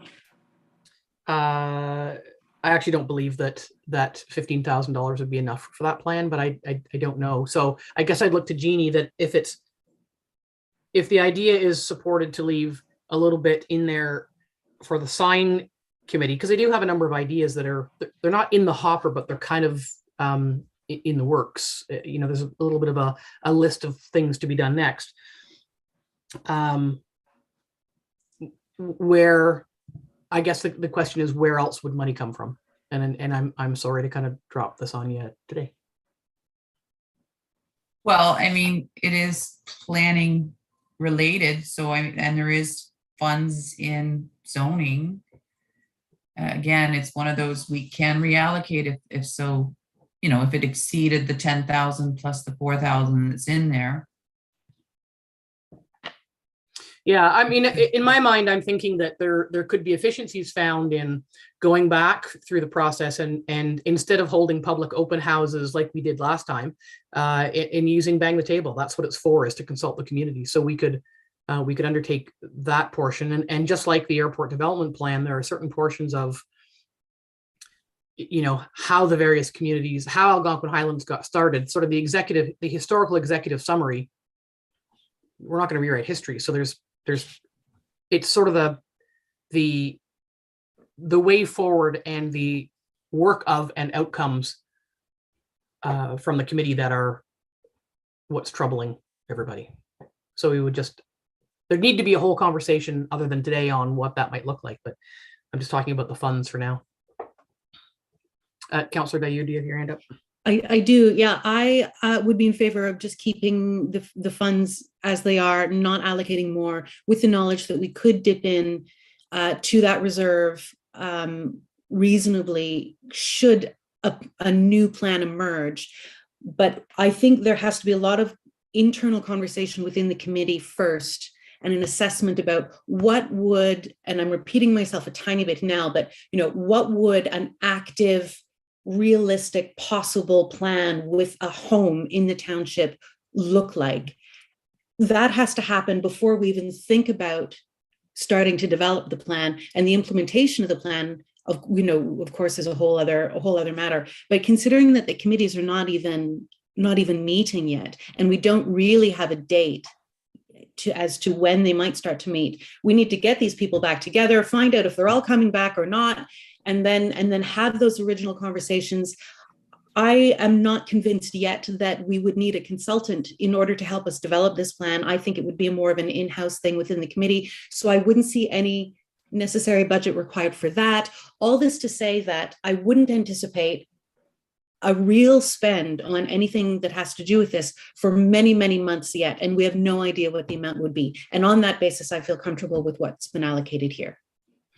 Yeah, I mean, the committees might not meet. We talked about this yesterday. It's our fingers crossed hope that committees will be meeting again soon, but council has to have that conversation, to sort of pull the trigger on allowing them to meet. And then you're right, finding out who's still aboard the various committees, including this one. So, I mean, that makes sense to me, looking for thoughts from other members of council, but I'm hearing support to update the plan, leave the money lay where it is and use it accordingly, depending on what happens throughout the rest of the year. And that reserve is there. So I don't know, Jeannie, do you have to allocate that reserve, or we can just leave it there and then use it if we need it? We can reallocate.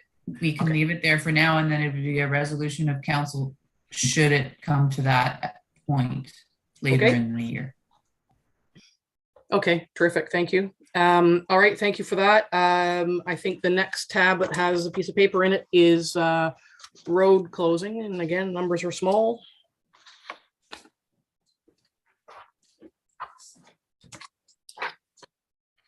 Both in size and content. And then planning and zoning.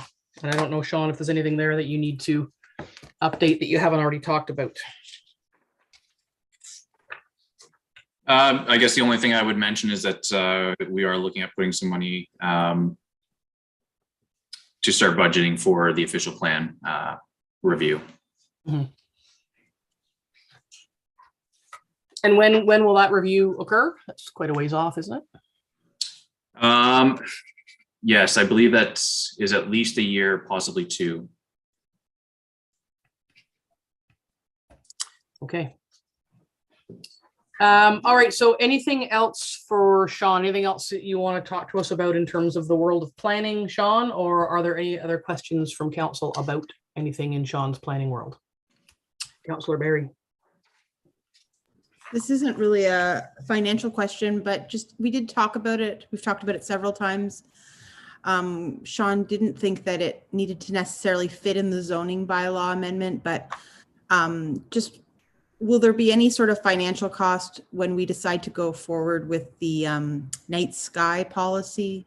Is there, or that could be captured through administration? Is there any finance? I just want to make sure that that's part of the plan for this year, and if there's a financial implication to it. I wouldn't expect there to be a significant one. It's one that I think we can do in-house. We wouldn't require a consultant for as far as developing the policy. There may be costs when it comes to enforcement, but that would be, I guess, under bylaw. Yeah, I think, yeah, in terms of, yeah, I don't think there's any financial implications, Lisa, that wouldn't be captured just in regular operations. Okay, anything else for Sean? That's why we put planning and building and bylaw at the end, because they're very concise budgets and fairly prescribed duties. All right, well, thank you, Sean. Thank you. Carol, I think what you meant to say is we save the best for last. Yes, we'll see that Sean thinks that anyway, so yeah. All right, that takes us back to, we've covered, Madam Treasurer, are there any tabs that we have not, that I've neglected to touch on? I think we've captured them all, either in their respective departments or under what I call sort of the orphan discussion today of those few extra. But is there anything, Madam CAO or Madam Treasurer, that we haven't discussed? I don't believe we've missed anything. All right, then, parking lot. So we have a very small parking lot. And pardon me while I scramble for the sheets that you sent out yesterday, the revised budget summary. So I know there's a couple of things I know that will come up that are not in your parking lot discussion, but so as council sees, Jeannie, do you want to just take us through your new what's reflective of yesterday's conversation that you sent out to us? Okay, I can do that. So the staff changes prior to the meetings was the other parks, the zero turn, which was discussed, and it's a net cost of nothing because it's coming in and out of the reserves for the additional cost. The Dorset Rec Center was the other one, a bit with regard to the septic reserve, and we'll just transfer that from another reserve. And I believe we all agreed the Dorset Rec Center reserve is the place to take the additional 30. It's not additional, in place up. So our changes for yesterday that I recalled and recorded was the fire operations and the call-in and wage increases approved by council by resolution for July 1st, cost of 10,000. The DRC, the rec center mold remediation, we all agreed that the 5-year was a better option versus 10 for the loan for the 500 back to reserves. The estimated cost of that is about 102,500 a year. So in addition to what was already in the budget, that's another 48,000. There was 55. I had rounded up because it was just an estimate. So that's included. Council directed that we establish a new reserve separate from the the water trails reserve for the replacement of the trails office or addition to the trails office. So again, no cost to the budget. We'll just take that transfer and create a new special reserve for the trails office. Pardon me. And then the last item that we agreed on yesterday was the airport development plan. And this 25,000 is the year one cost of a likely 2-year into 2-year process. And that would be added to the levy. The parking lot items that I had listed was the IT supplement for council, the docks and landings, whether to increase the reserve for future projects. And then the last item that Liz alluded to was the heating costs, which I have since reviewed. And based on a 3-year average, I believe what we have in place in the budget is sufficient. We do realize that propane costs are going up, but we still have a rec center that's not open at this point. We are we'll be later in the year opening the varying recreation centers just due to COVID and just so forth. So I think what we have in place is sufficient. Based on a 3-year average, we've paid around 48,000 a year across the board for all facilities, and our average budgeted cost is 54,800. So we've got 55,000. I mean, it's close, obviously, but with these closures and considerations, I think we should be sufficient. And that would mean that we, yeah, with the closures, you can't rely on closures. And so that means that it's the hope that those costs don't stay as high next year, or there could be a significant jump because of the full year, which hopefully the full year opening of those facilities next year, or next year rather. But notably, if they're open, the revenues are there too. Right now, we're closed and no revenues either, so there's no offset to these costs. So it's a kind of a both sides of the picture when it comes to next year. Yes, good point. Thank you. Okay, so we're back to the IT supplement. We were kind of all over the map about that, and I don't know, like I don't want it to be really complicated. If council, I guess the question is, does council support some sort of IT supplement for members of council? Yes, no. Keep in mind that the mayor and deputy mayor are provided a phone. So I don't think, how do you say that 3 members of council get it and 2 don't because they already get a benefit? It's considered a benefit, the phone. So I think that makes it a bit uneven, as it were. So if council supports an IT supplement for members of council, what would it be? Or does council want to say an IT supplement for council is not a bad idea, but leave it to, we're in the last year of a term, leave it for the next council, or put it in place for the next council? That's what I'm looking for conversation about.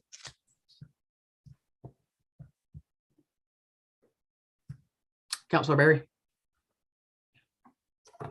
I see putting it in for the next council. I support that. I think the idea would be similar to, I almost see it as stipend, like one councillor might want to use it for printer ink, one councillor might want to use it for a data plan. Like it could change. So I wouldn't want it, I wouldn't want it to be too restrictive in what the need is, but there is IT support needed. So you have to remember that if council supports, we can call it an IT supplement all we want. Mm-hmm. Somebody could buy a bottle of wine with it, or pay for their kids' daycare. It's just money. So we can call it what we want, but we can't dictate how people use it unless you're going to say, hand us your bill, which is, we're not going there. So it could be as I say, we can call it an IT supplement, but we can't say that that's how anybody will use it. And that council needs to consider that as well. If council wants to consider an IT supplement, knowing that it can't, there's no guarantee of knowing how people use it, then that's just a wage increase. So I would just caution council on good intentions. I don't want to say gone awry, but just know that. Councillor Dayu. Yeah, I suppose there are 2 sides to that coin. We've had this conversation in the aid world in my last life since time immemorial. How tied do you make your aid to the people that you're trying to support? And one argument on the flip side of that particular coin would be that councillors do not make a whole heck of a lot of money. If you wanted in Algonquin, Highlands, or in the county or any rural municipality, if you wanted to make your career out of being within the municipal system as a councillor, you can't. You have to find alternate work. So if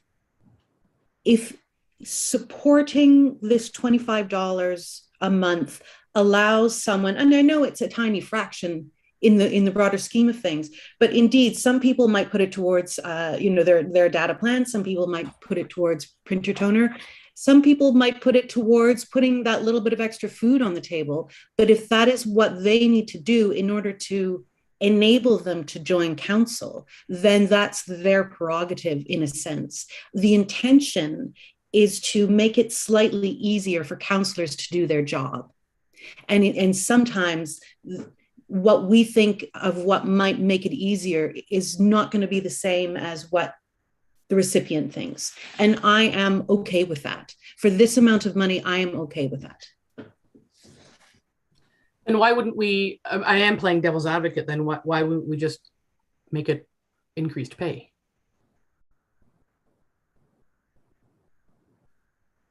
Yeah, go ahead.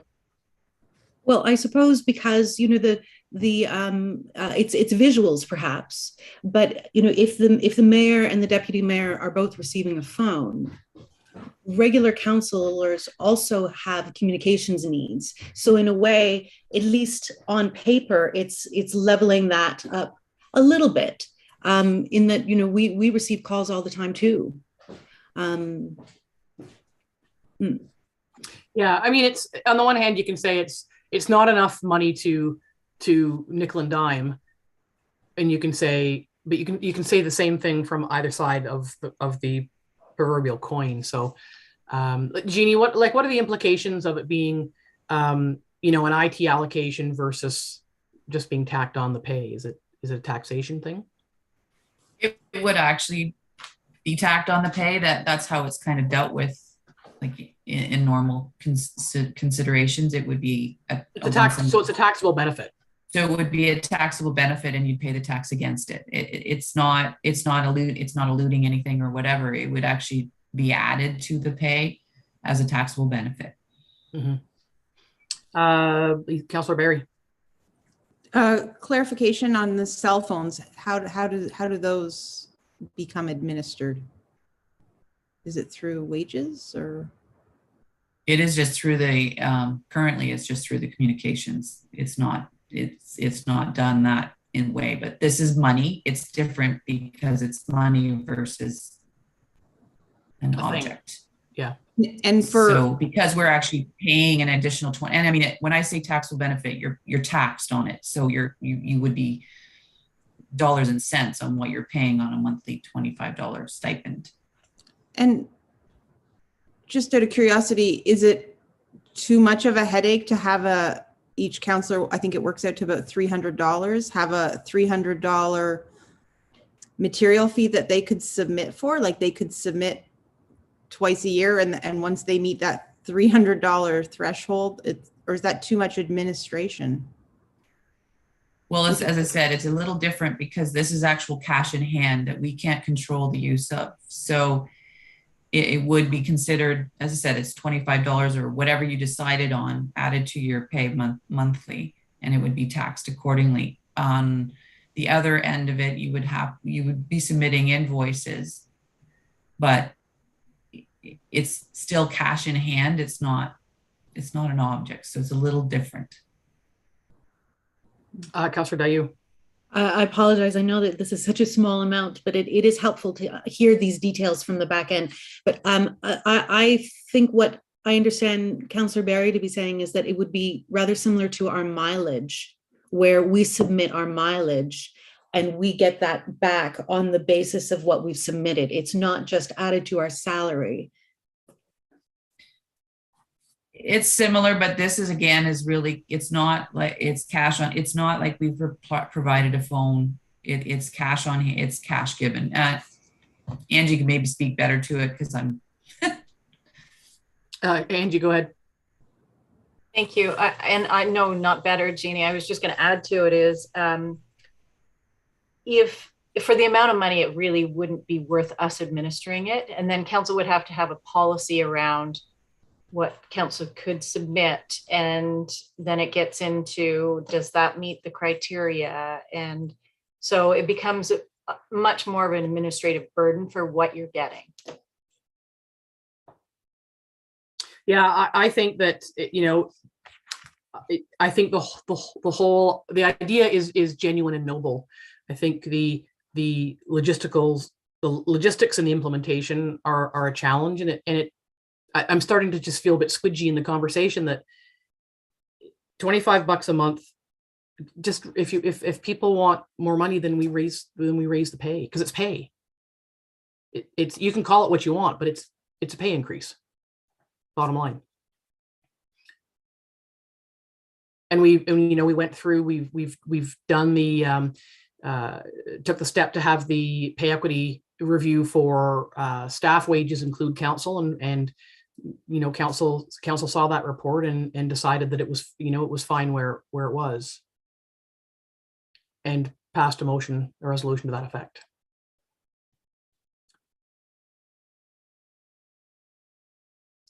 So, I mean, I would be prepared to leave it and let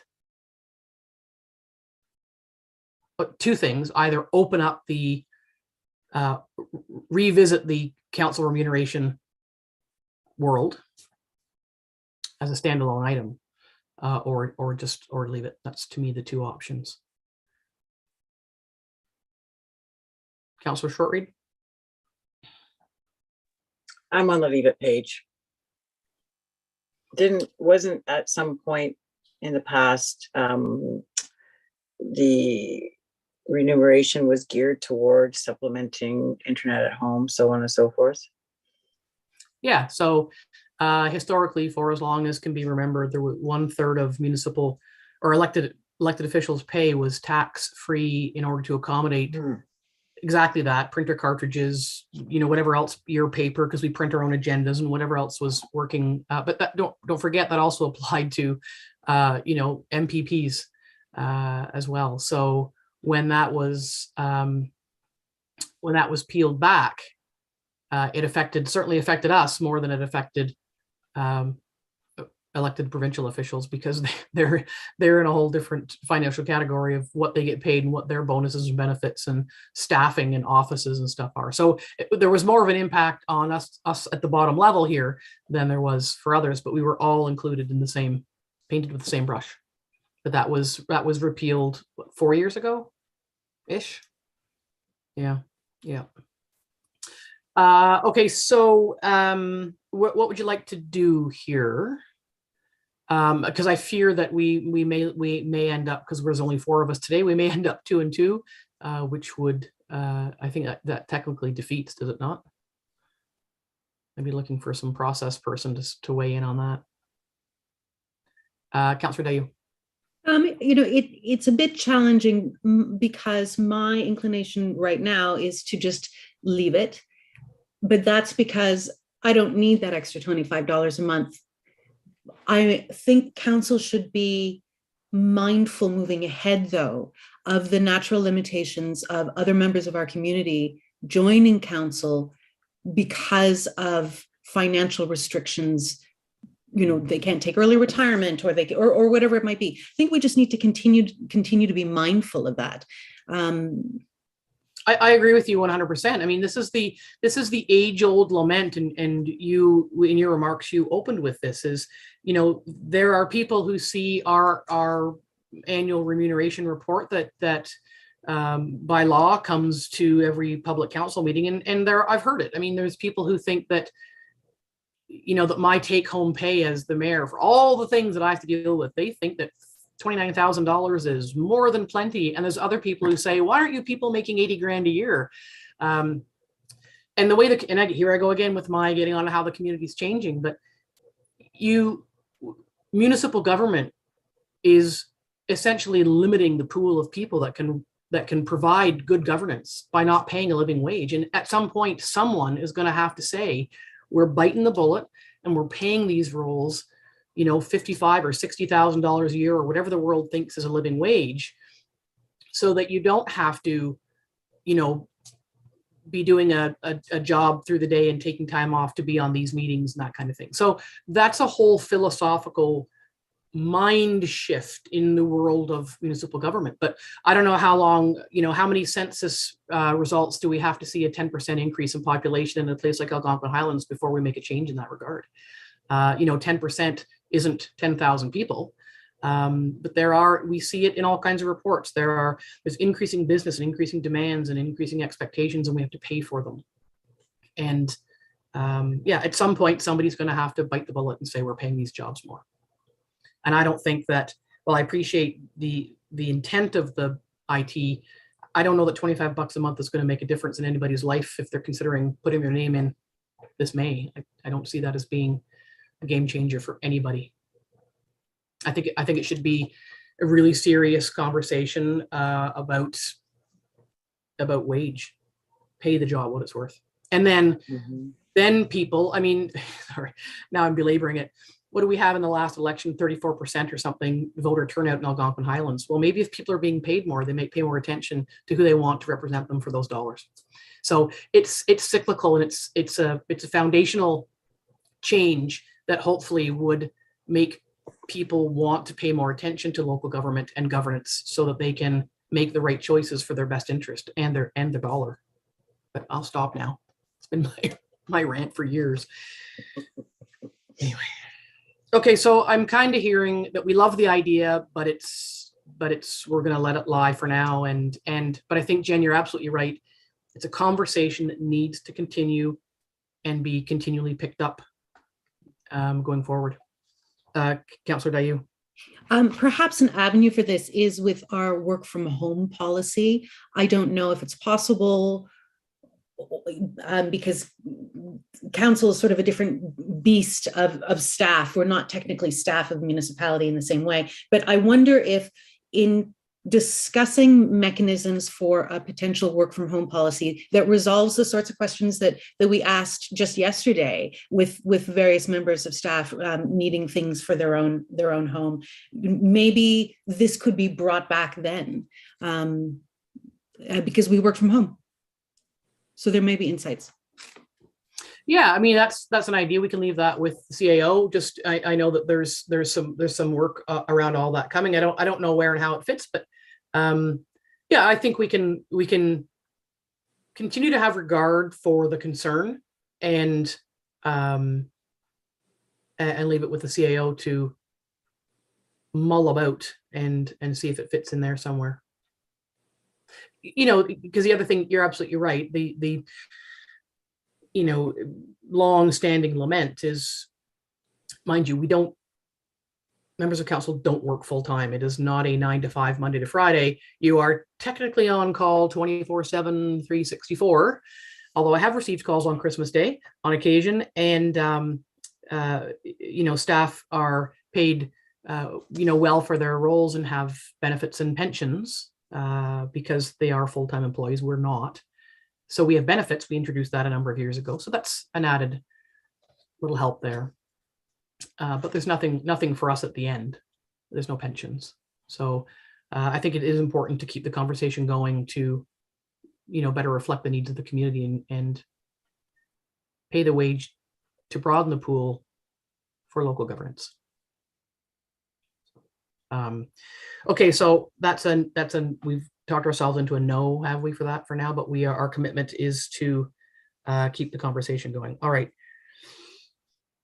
Councillor Shortreed asked for us to revisit Docks and Landings Reserve and looking for, I don't know, Jeannie, if you've given that any thought about what that might look like in this budget. We have a couple of things that could contribute to that next year. If the $25,000 for the airport plan is to be levied, then that makes that available next year. It could be redirected to Docks and Landings. There are some choices there. You know, if there are, and I know that the AVL system is going to come up, but if the AVL, is that in the levy? Madam Treasurer, would the AVL system be in the levy under Public Works?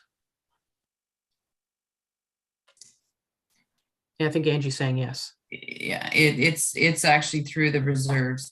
It's coming out of the equipment. Oh, it's coming out of reserves. Okay. All yeah. right. So there's no impact. There's no levy impact there. Because again, that we talked about this yesterday. If you levy a one-time capital investment that is not ongoing, then at the following year or years, depending on how it's set up, then you have that levied money already in the budget and available to reallocate to other needs. So the question then is, based on Julie's comment, is do we want to find something else to put in that Docks and Landings Reserve, knowing that we have 20 some more coming that need work over the next few years, or remember to commit perhaps that 25 for the airport plan on the levy back there starting next year. Jen? For the short term or the next year or so, I'm frankly happy either way. My longer term hope, medium term hope, is that within the next, I would love to say calendar year, but it sounds like it's going to take a bit longer. We're going to have a sense of what we can do with the airport development plan, where it's going to go, how much it's going to cost.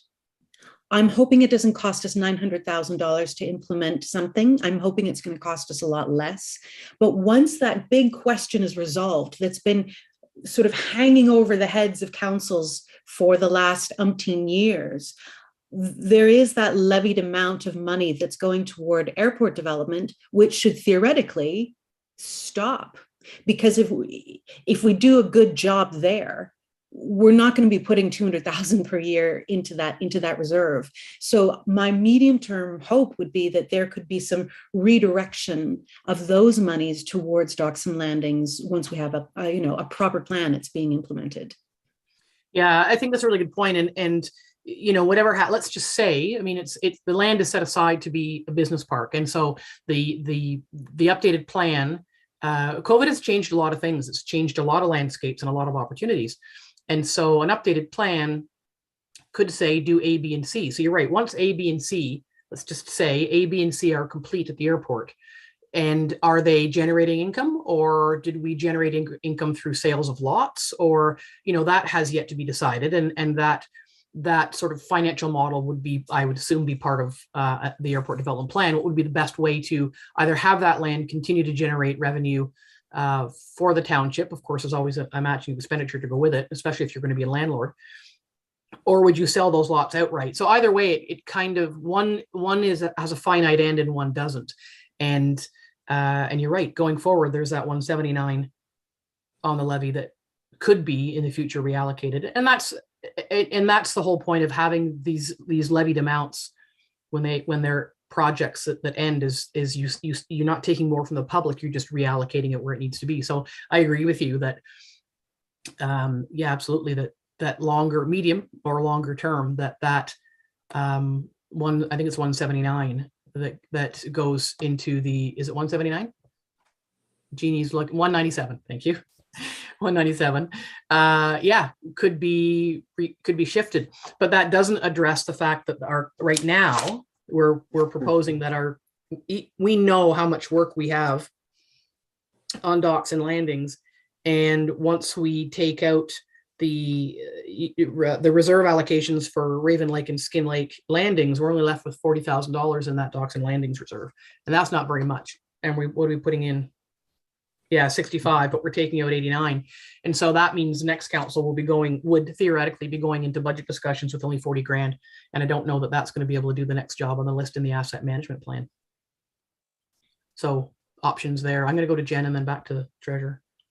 Yeah, I completely hear you. But again, I'm remaining so hopeful that we will be able to make progress on this airport development plan within this term, so that at least we've got sites, so that when the next council meets, they at least know how, they've got a general sense of how much moving ahead with that property may or may not cost, and can make a more informed decision with those remaining levy funds than we are able to at this moment. Yeah, and again, we've talked about, you're right, when we've talked about reserves, and ultimately council can reallocate as it sees and as fits. So in theory, if the development plan is not ready to be implemented and there's still 197 going in next year, as this council did last year, council has the authority to cleave part of that or all of that off out of the airport development reserve and apply it somewhere else.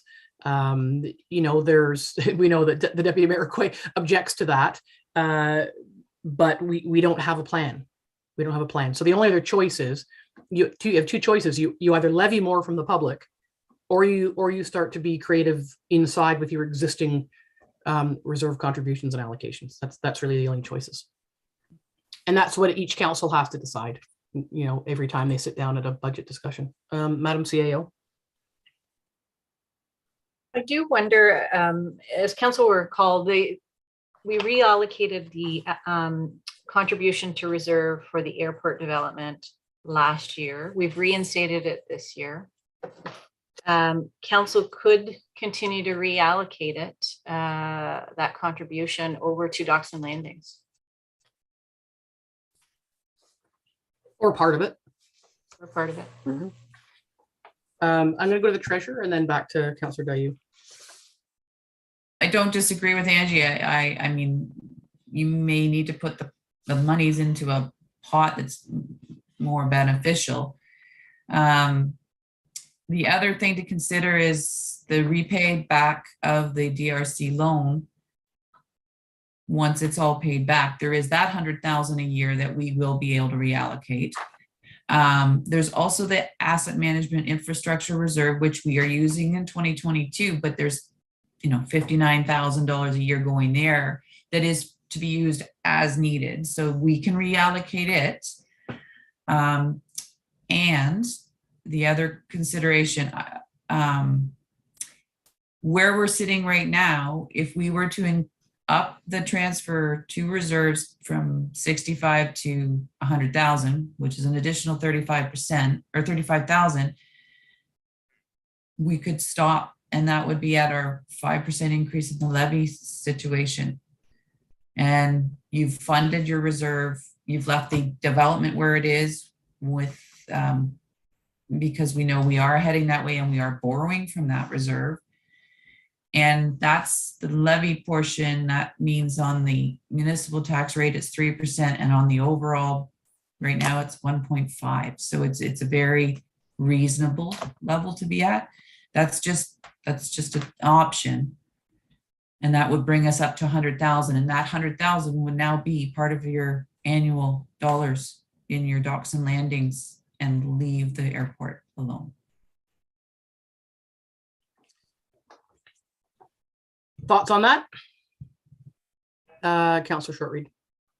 I like that idea. At least going forward in years to come, we do have funds continually going into docks and landings, depending on the airport's such an unknown right now.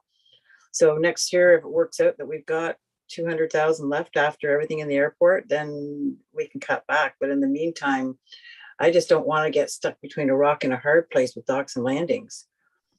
Yeah, because we know that those infrastructure needs they exist today, and we know the asset management plan clearly tells us that these things are coming. We also need to be careful. This is again, the age-old conundrum is, yeah, we can move money around inside reserves, but all we're doing is moving our own money around. Yes. We're not, so I always call it new money and old money. New money is levied money and old money is what we already have, what we're already getting. And notwithstanding, public objection to increased tax rates, there are more projects than there are money to do them with, and we have to get more money from the public every year to do the work. So we have to. It's like populating the gene pool. We need to keep bringing, the fresh money in to keep things moving, because otherwise it will stagnate at that same level. Jeannie. I just want to kind of point out that if we go with where we're sitting at, which, as I say, is about a 5% in the levy and 3% in our tax rate, COLA as of January 2022 is sitting at 4.8 for Canada and 3.4 for Ontario. So we're right in line. Like, our tax rate is right in line. I know 1 to 2% is where we'd rather be, and I know that just years in the business, I know that's where we'd like to be, but it's at a COLA rate. It's not like we're asking or we're suggesting we go beyond the normal increases reflected in the entire economy. Mm-hmm. Yeah. Good point. And there's only one place to go, and that's up, unfortunately. All right. So we still have another couple of things to talk about. Jeannie, can you, go over again unless anybody doesn't need it, your idea for the docks and landings? So based on the numbers before us at the end of yesterday and discussions today, I'm suggesting if we add another $35,000 to the transfer to reserves for docks and landings, we would bring that transfer to reserves to 100,000, and we'd be sitting with approximately 75,000 at the end of the year in docks and landings. And that's based on the estimates. We don't know where those projects dollars will fall. We, in hopes that they fall less than what we've anticipated, but we can't say for sure. And doing that puts us where? Puts us at. I didn't write it down last time. Okay. It means we raised $289,412 in addition to what our tax assessment will raise, which brings us to a 5.03% increase in the levy, which equates to a 3.18% increase in the tax rate. Municipal tax rate, because counties isn't set. So I can only suggest that we're looking at a 1.5 overall, but that's based on last year's county, because county hasn't set their tax rates.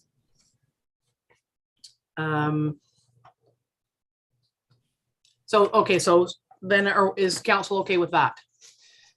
And I guess the question I always ask is, the way the budgets lay out, is the question I always ask is council prepared and able to defend what the public will see as a 5% increase in the levy and the resulting hue and cry about that, perhaps not understanding that it sort of blends down to a different tax rate itself. And if you can, then we go ahead.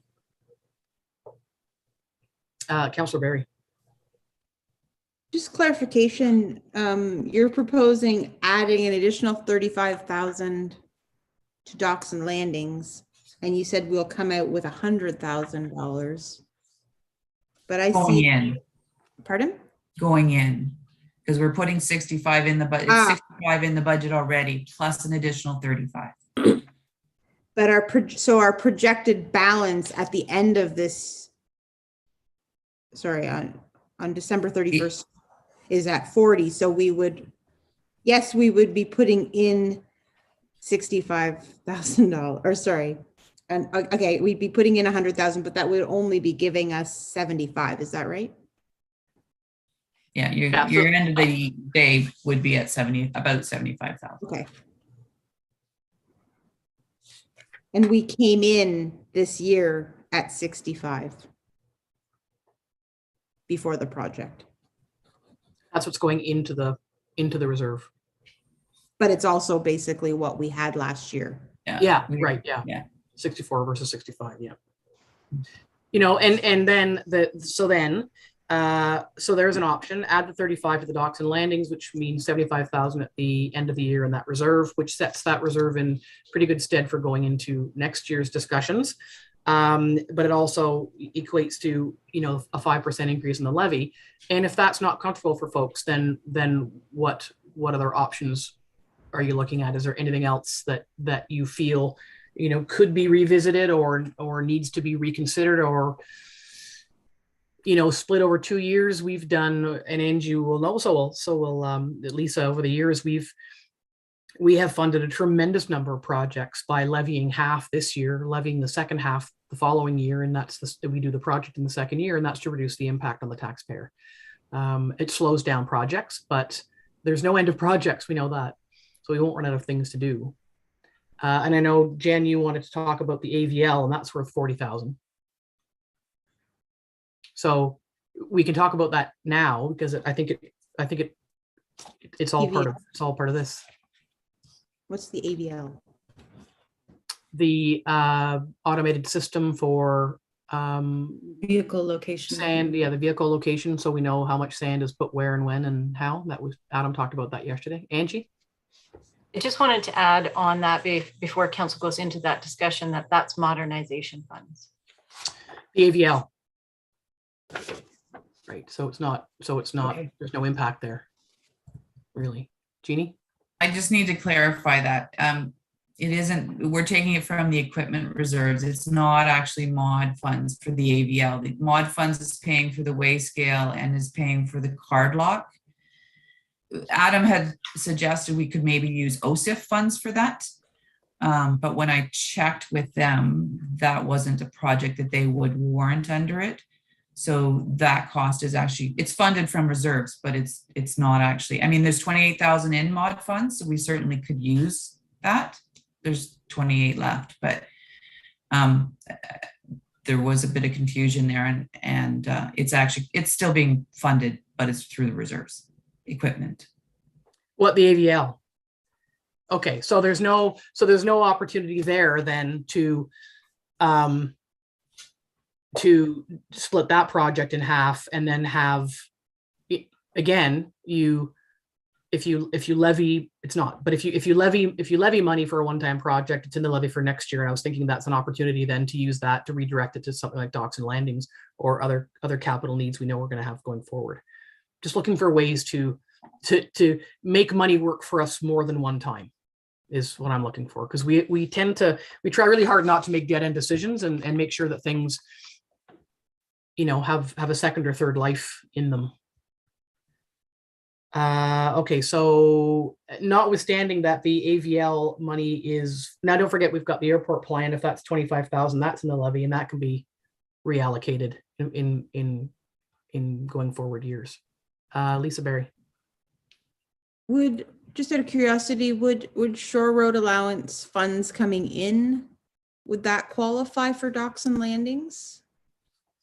I'm just thinking next year, or when we get our next reserve transfer. Jeannie? Councils can so direct that to happen. Now, what I have suggested and what I talked about with the mold remediation project is that we are funding ourselves and paying ourselves back, but those revenues can be redirected to those two to replenish. So there is a lot of options at the end of the year with the airport development monies, depending on where the plan's headed with these unbudgeted revenues, that they can be moved accordingly and redirected accordingly.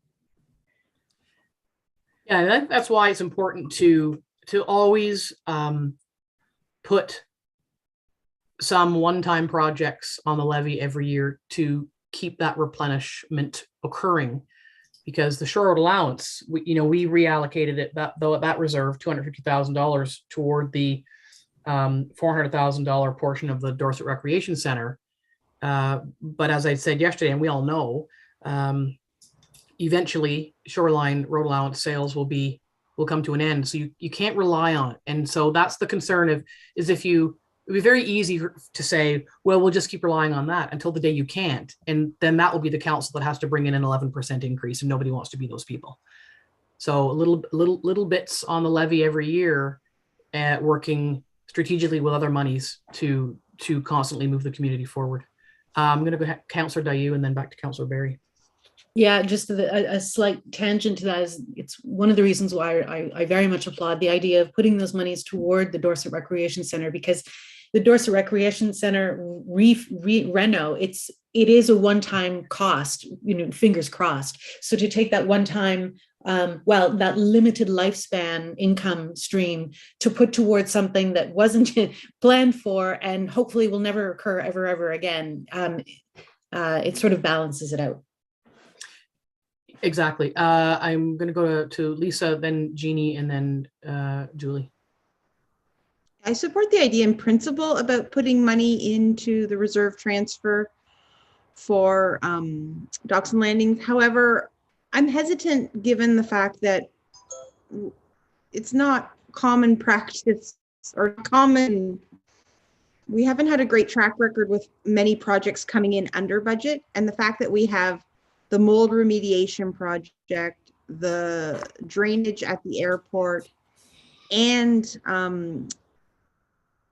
the landfill project. Those are three really large projects. I feel more comfortable sort of staying at where we've landed. We also still don't know if the fuel costs will be captured. That's where I stand. I'm not as nervous about where our reserves are right now as when we started the discussion. I mean, yeah, we could do that. We could hold fast at 4.42 and the subsequent what is it, 2.59? Again, put my glasses on. Yes. But that does leave a gap. But then again, knowing that avoiding the shell game of just simply moving money around inside, there has to be new money coming in, which there is. then council, everybody has to remember that the shoreline money can be used. Like, you could use part of the shoreline money and a little bit of levy to increase the docks and landings reserve, or any reserve going forward, as long as the levied amounts aren't some giant chunk, that the money is used strategically, a little bit from here, a little bit from there, to constantly build. That's the most important part. Where you get it from is just simply part of the internal formula that staff and council have to organize.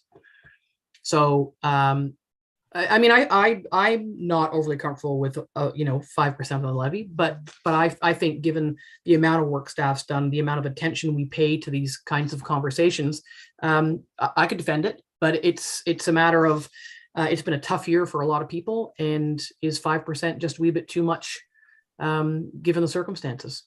Councillor Dayud. Oh, sorry, I was going to go to Jeannie, I think, and then to Julie, and then to Jen. I just kind of want to point out to council that between the 25,000 that we're putting in the levy for the development plan update and this 35,000, it's like less than 1% of the total levy that we're adding to as part of a cost. So it'll be in this year's levy, but it's be in place for future. It'll already be there and be able to be reallocated or dealt with. So in the big scheme, it's less than 1% of what of what we can raise in taxation. So it's a reasonable. It's not like we're not adding 10% to the levy or anything just to set money aside.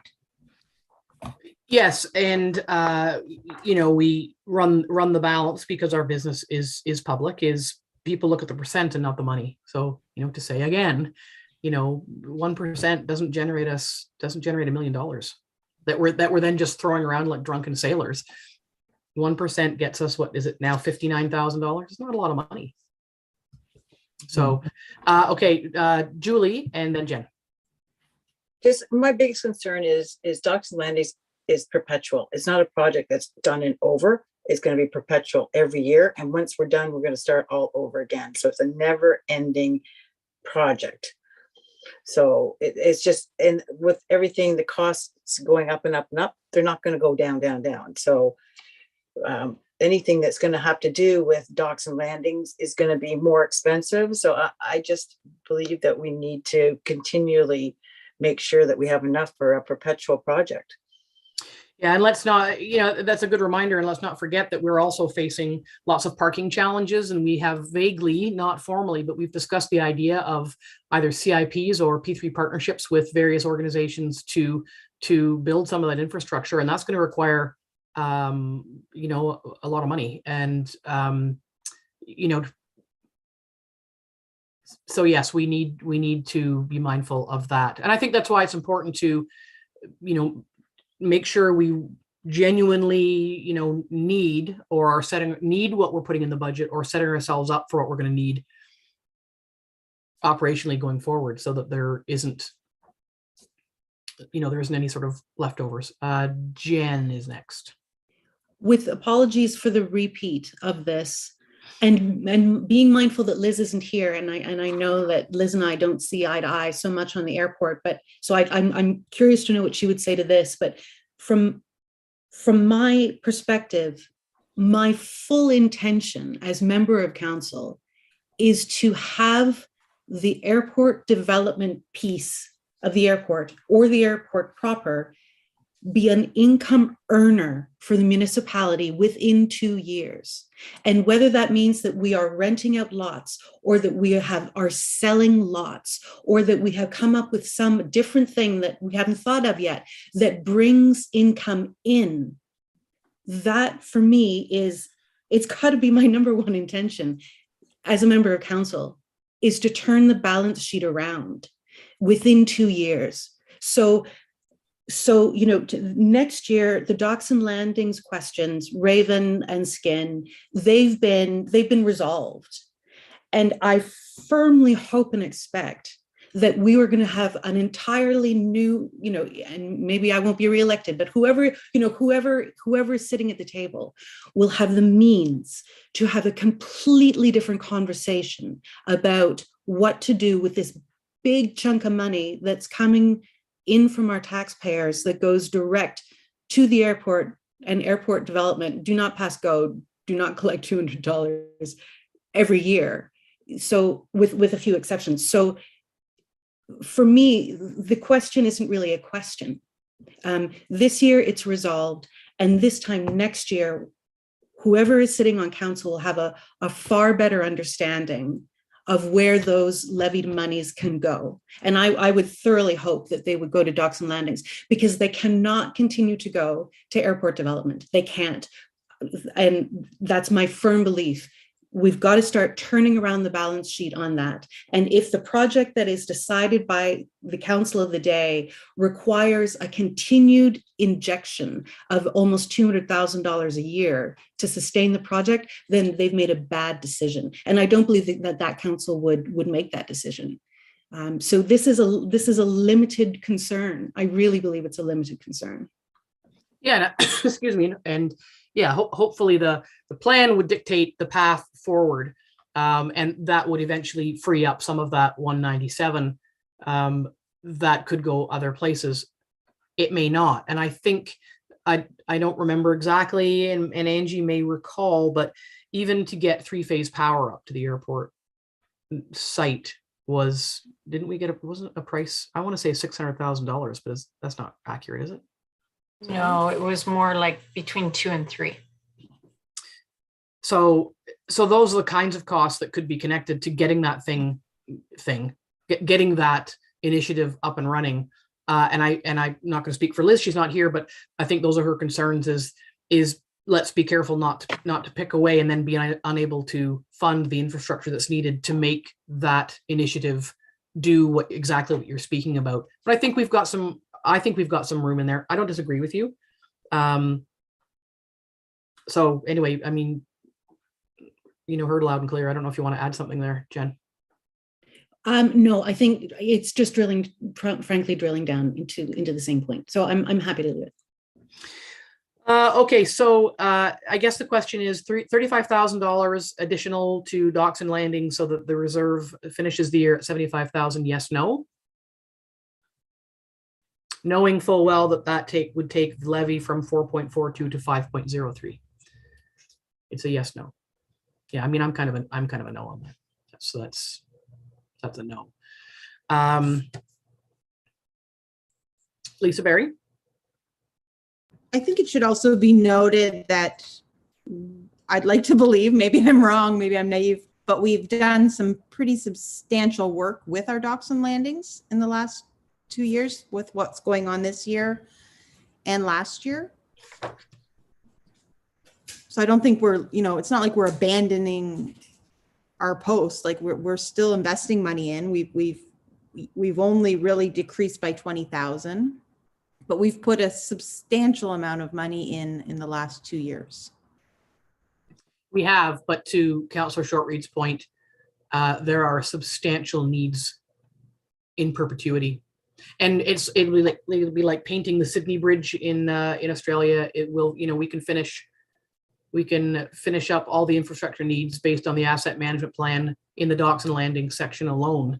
And by the time we do that, we'll be back to Skin Lake again. Like it's just never ending. We talked the other day about when we did discuss the Skin Lake landing, about asking people what kind of boats they're using. And Councillor Dayu pointed out, as we have before around Hawk Lake, the family came in a car and you had a tinny and you went to the cottage. And now that's not the case. There's 4 cars and 3 boats. And so what is that? What are those community needs going to mean to our ability to fund what they want to have or what we determine that they can have? So like nothing's getting smaller and nothing's getting cheaper. Okay, so we said no to the additional 35. So we're back to 4.42, which is the end of day yesterday. Madam Treasurer.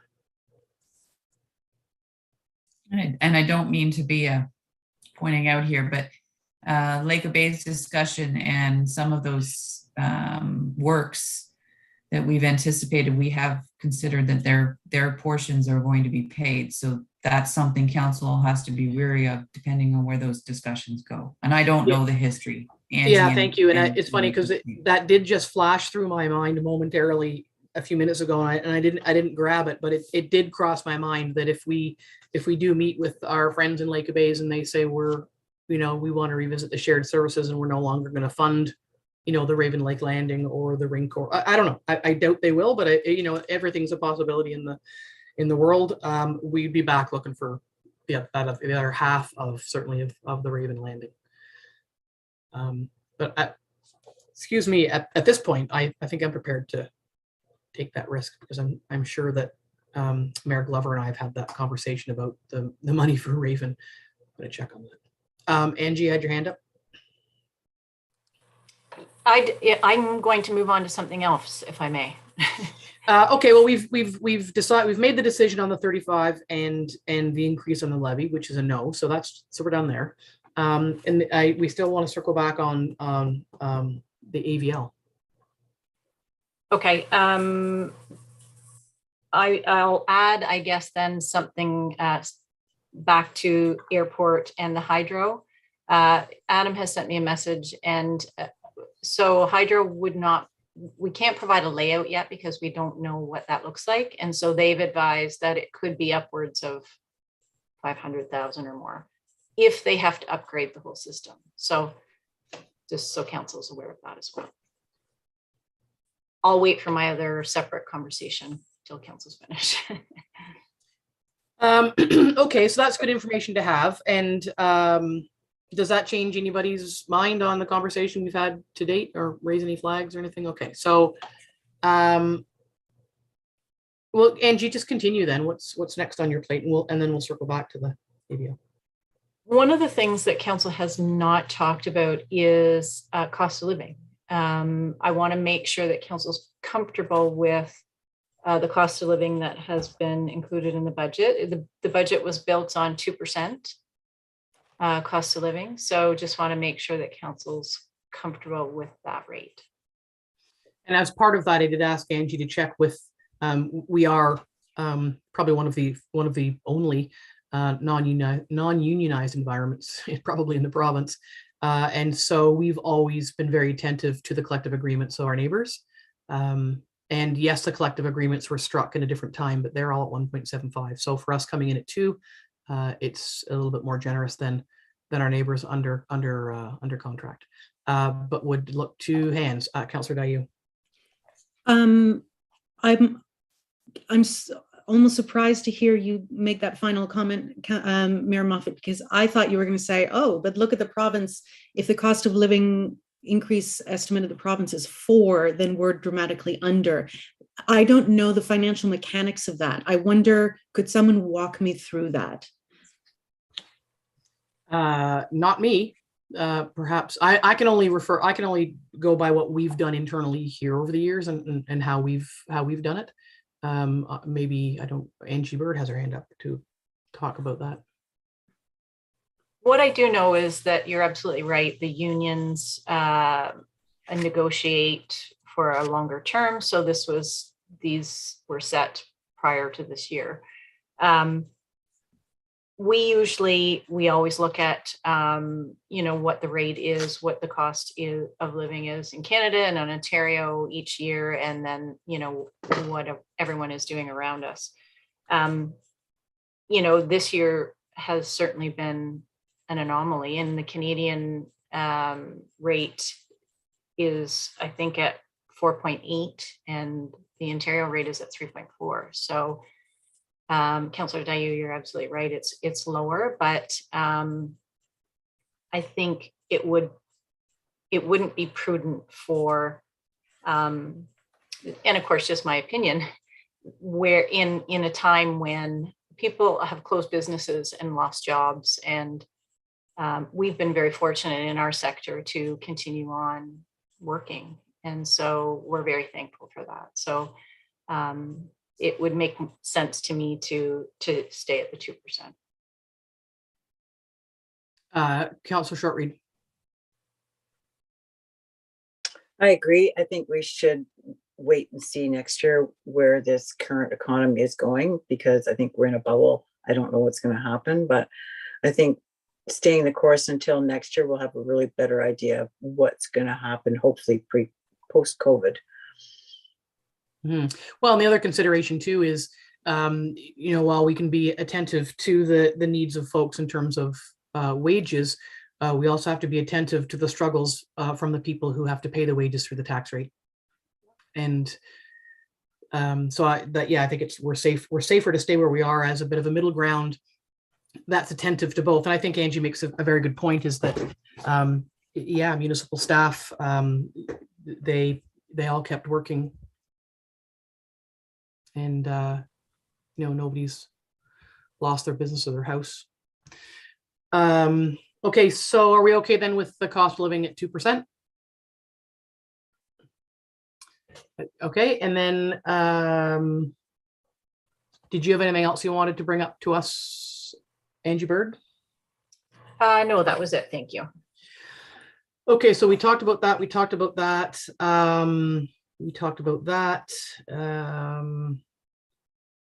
I had written down a scribbly note about the airport drainage project that's coming from reserves, but everybody knows that, right? So that's not new. I think it's coming from reserves, is it not, Jeannie?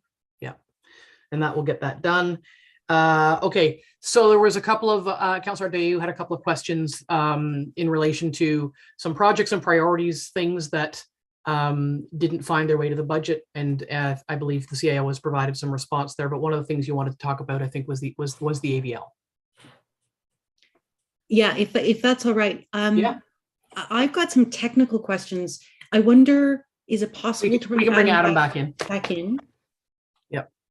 Although they might be as much CAO as Adam, but safer to have him. I'm sure Adam is very happy to talk about AVL.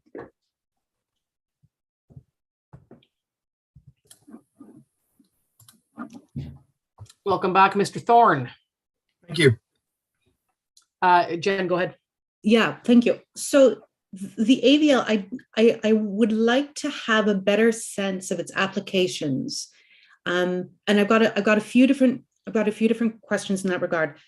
Number one, would there be any application of the data collected outside of litigation? Can we use it in any productive way outside of litigation? Of course.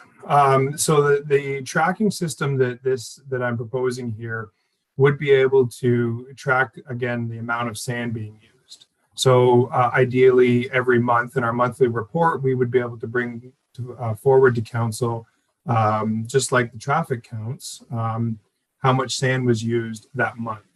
We'd be able to track also how many plows that we were able to accomplish that month.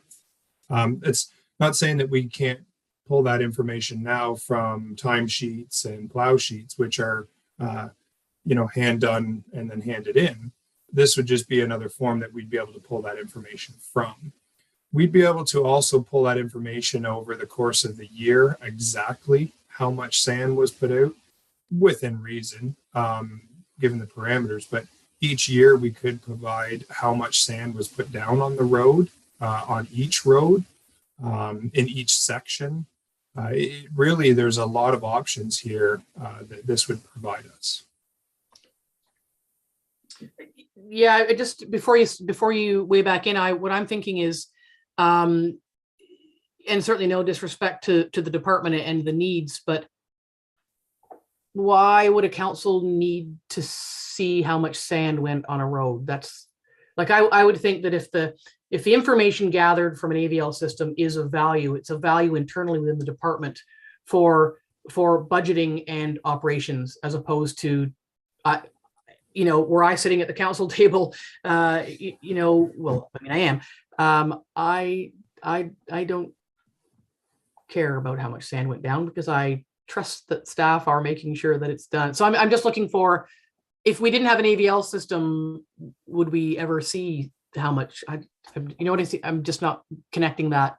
I don't think we want to see sand, but I could be wrong. Go ahead. So ideally, it really wasn't. That's not the factor. That's not why it's here. It's not really the driving factor was to provide information to council. This is just more. It would be an option that we could provide that, just like fuel sales or the cars being brought into the landfill site. This is just information that we could bring forward, just so you could see it, not so much as a discussion part.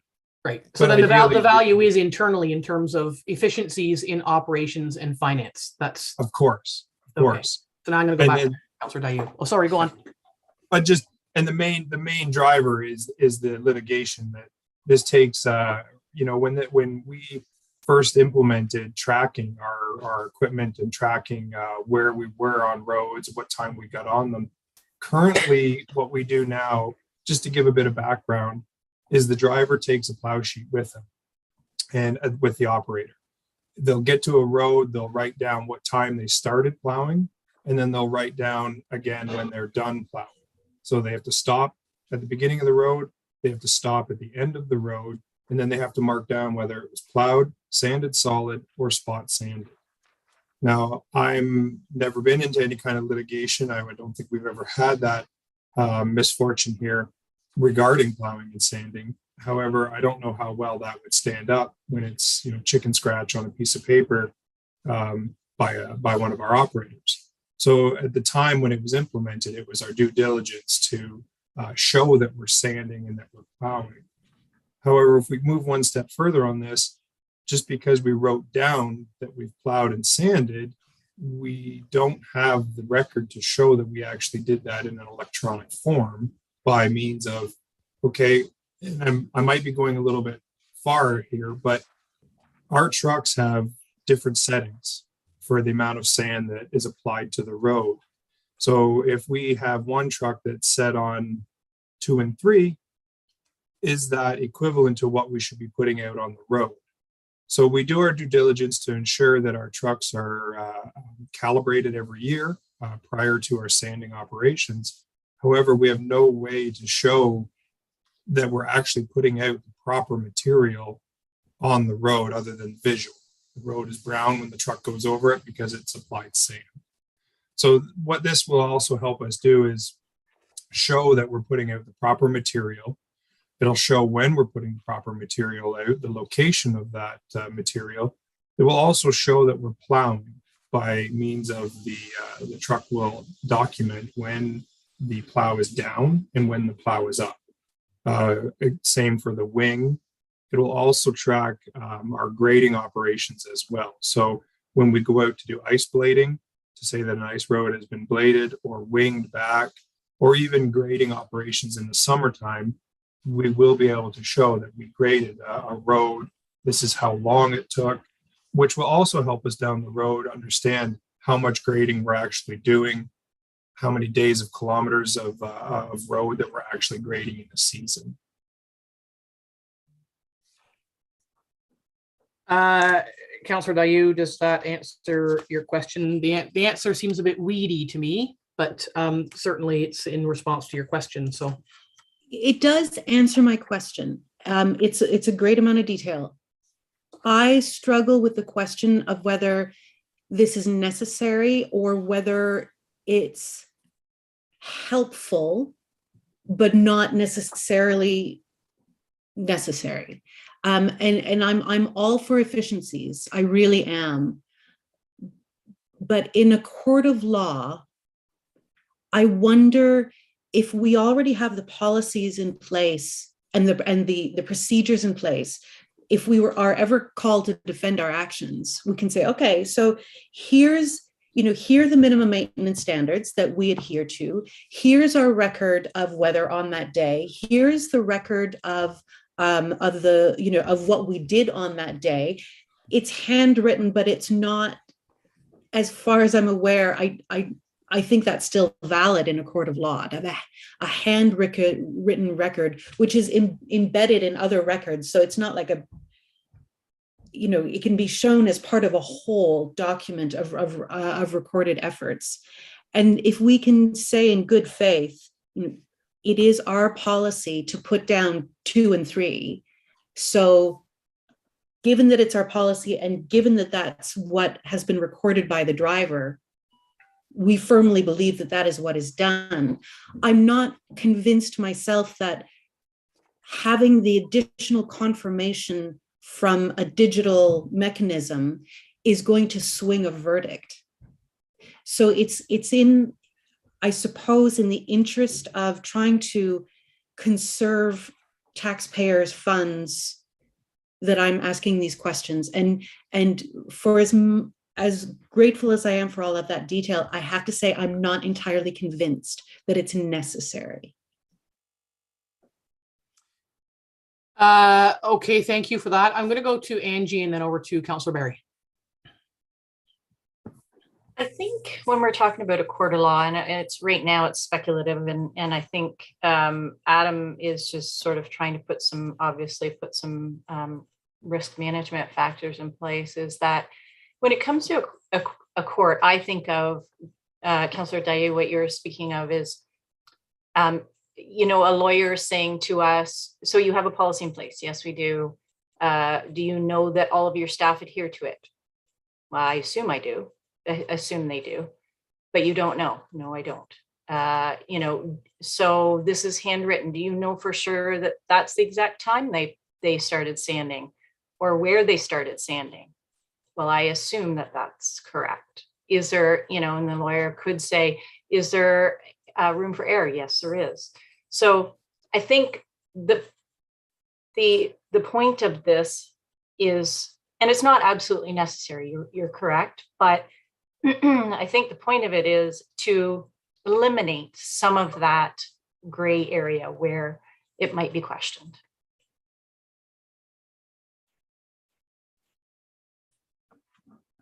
The challenge is that we are speculating. We know in today's litigious society that there is value in having as many measures in place to protect us and the public as possible, and that needs to be weighed against the expenditure, and that's a council decision. Council can say no to the AVL, but it's coming from modernization. There's more modernization money coming.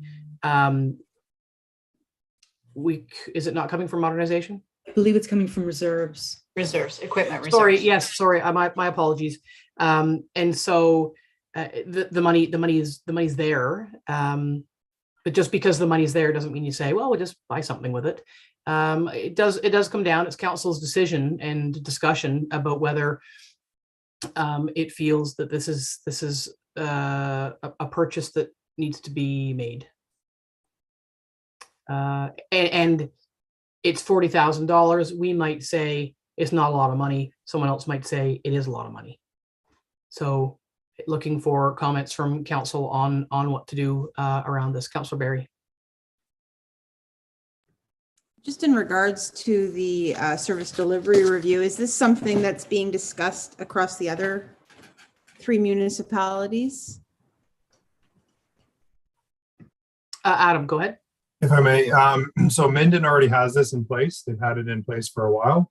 I have not confirmed with the county or Dysart if they have this as well, but I do, and I just can't find it. I apologize. I did when I spoke to the company that would be installing this equipment.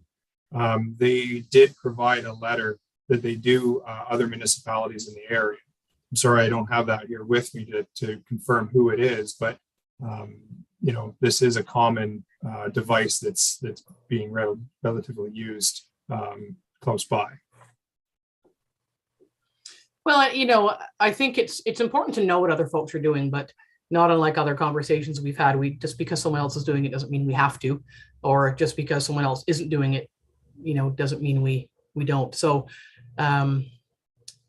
anyway, Lisa, is that your last question? Yeah, the reason I'm asking, because, you know, we do share roads. So I think if overall, if we were able to access that information across boundaries that we cross in anyway, that it's maybe a more useful information, or it would be another layer of information that we would have access to. But if we're working in a silo with that information, but we can't access, you know, what's happening on the county road, like I could go either way on this. there's a part of me that thinks we have minimum road standards for plowing and sanding that we have to abide by. And that's what's sort of governing our workforce. So to be totally scared by litigation because we don't have a digital copy of what we did, I would like to believe that our due diligence just in our workforce is enough. I did see a hand. Councillor Dayu. Would Jeannie or Adam or Angie kindly take us back through the budget again? Because I seem to recall yesterday that there was 40,000 in capital, but then there was 4,200 on another line. Would you mind reminding us of that, what it is, and if that's a recurring cost? Yeah, there's an annual subscription fee or something to these programs, is there not? Yeah. Who wants to Yes, answer? through you, Mayor. Yes, there is an annual subscription to this. So it's $4,200 for all of the equipment that we would be outfitting in our municipality. I've spread that out between two cost centers, between sanding and plowing. And I was going to bring that up as well. So the initial cost is $40,000 to get us up and running. Moving forward, it's a annual cost of $4,200. And then as we purchase trucks and equipment, we would have these devices put in on the day of purchase. So it would be part of the tender package, just like we already do, where we ask for the items to be put in the trucks. So this would just be added to that cost. And on average, a brand new tandem, which costs us $300,000+, it would be roughly $11,000 to $12,000 to have this device installed. Now, that's for them to install it now. Through a tender process, I would assume that would be cheaper.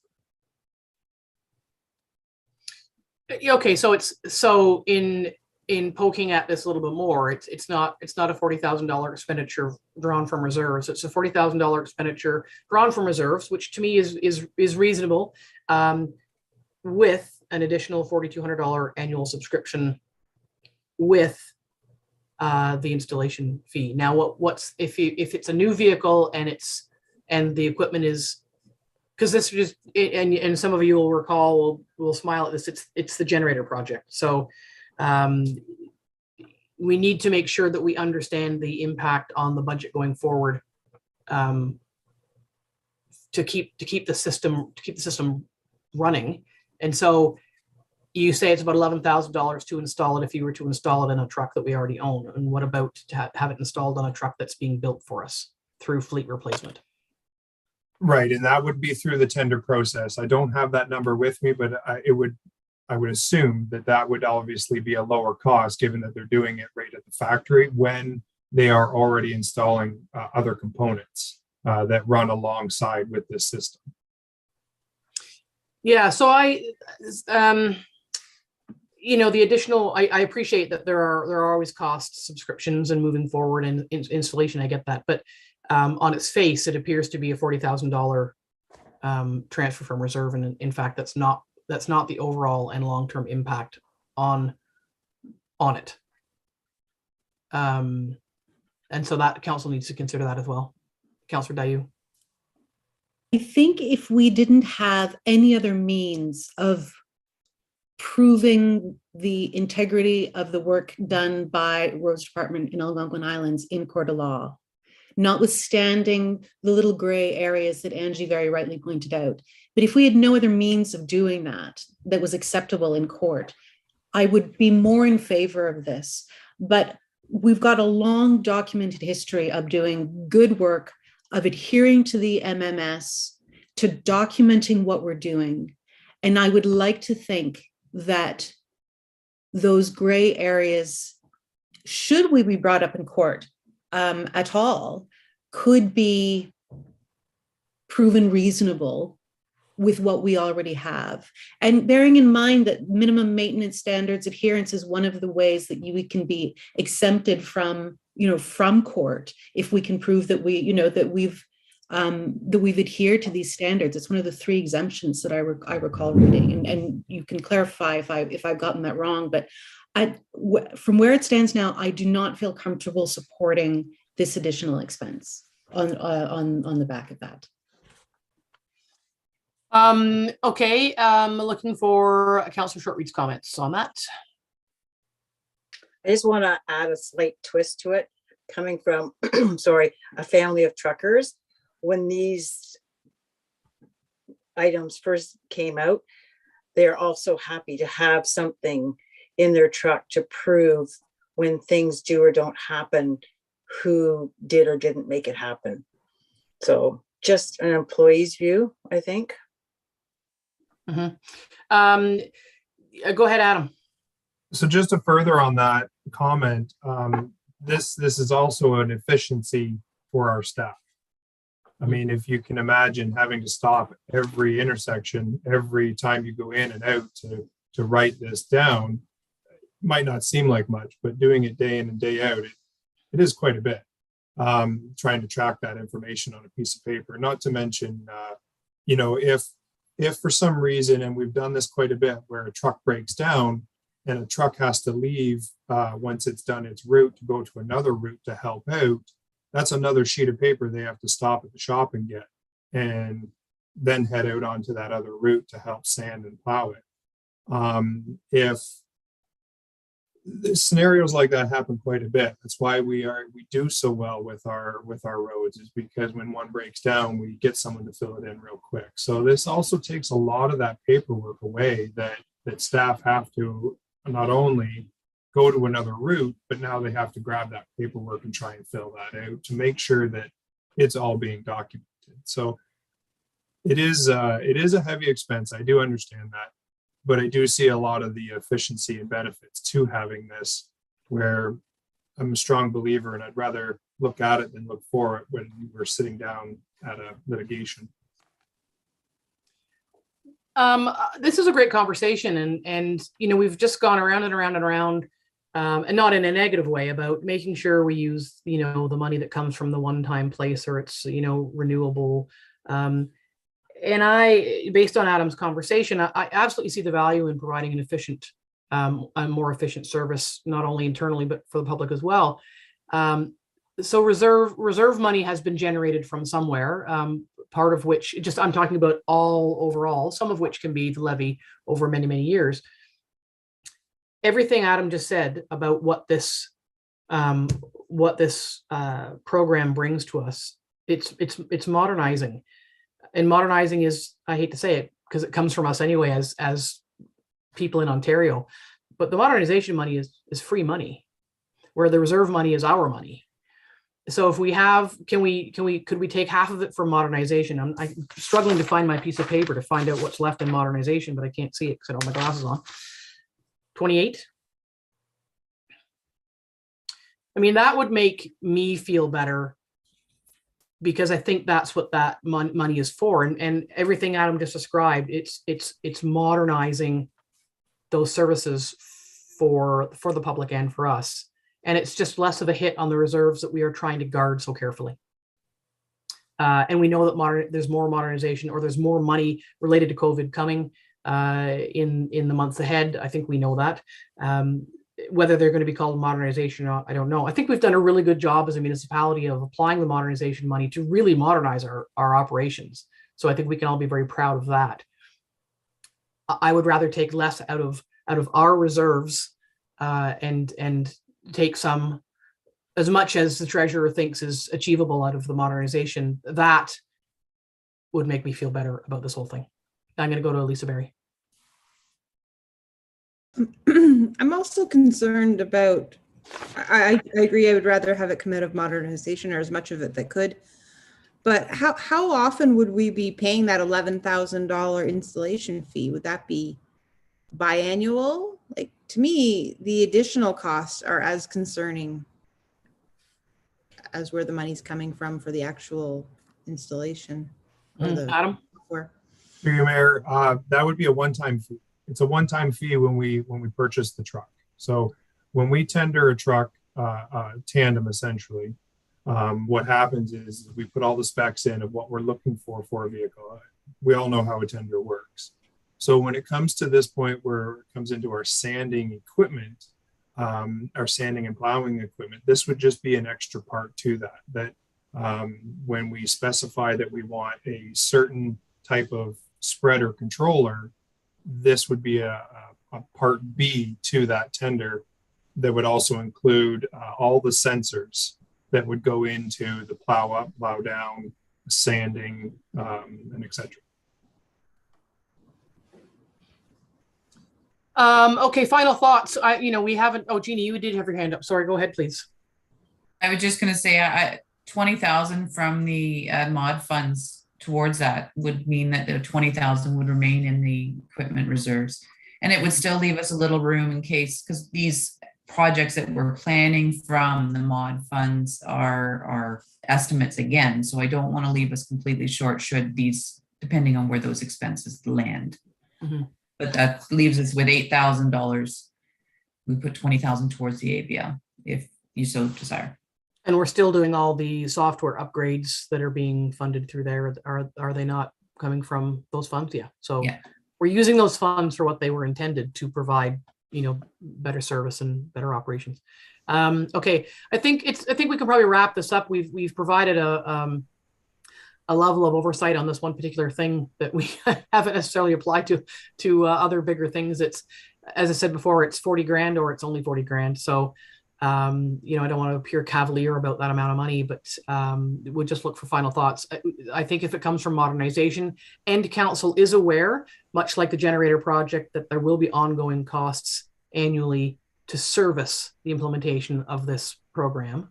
I'm good with it. So would look for thoughts from members of council as we wrap this up.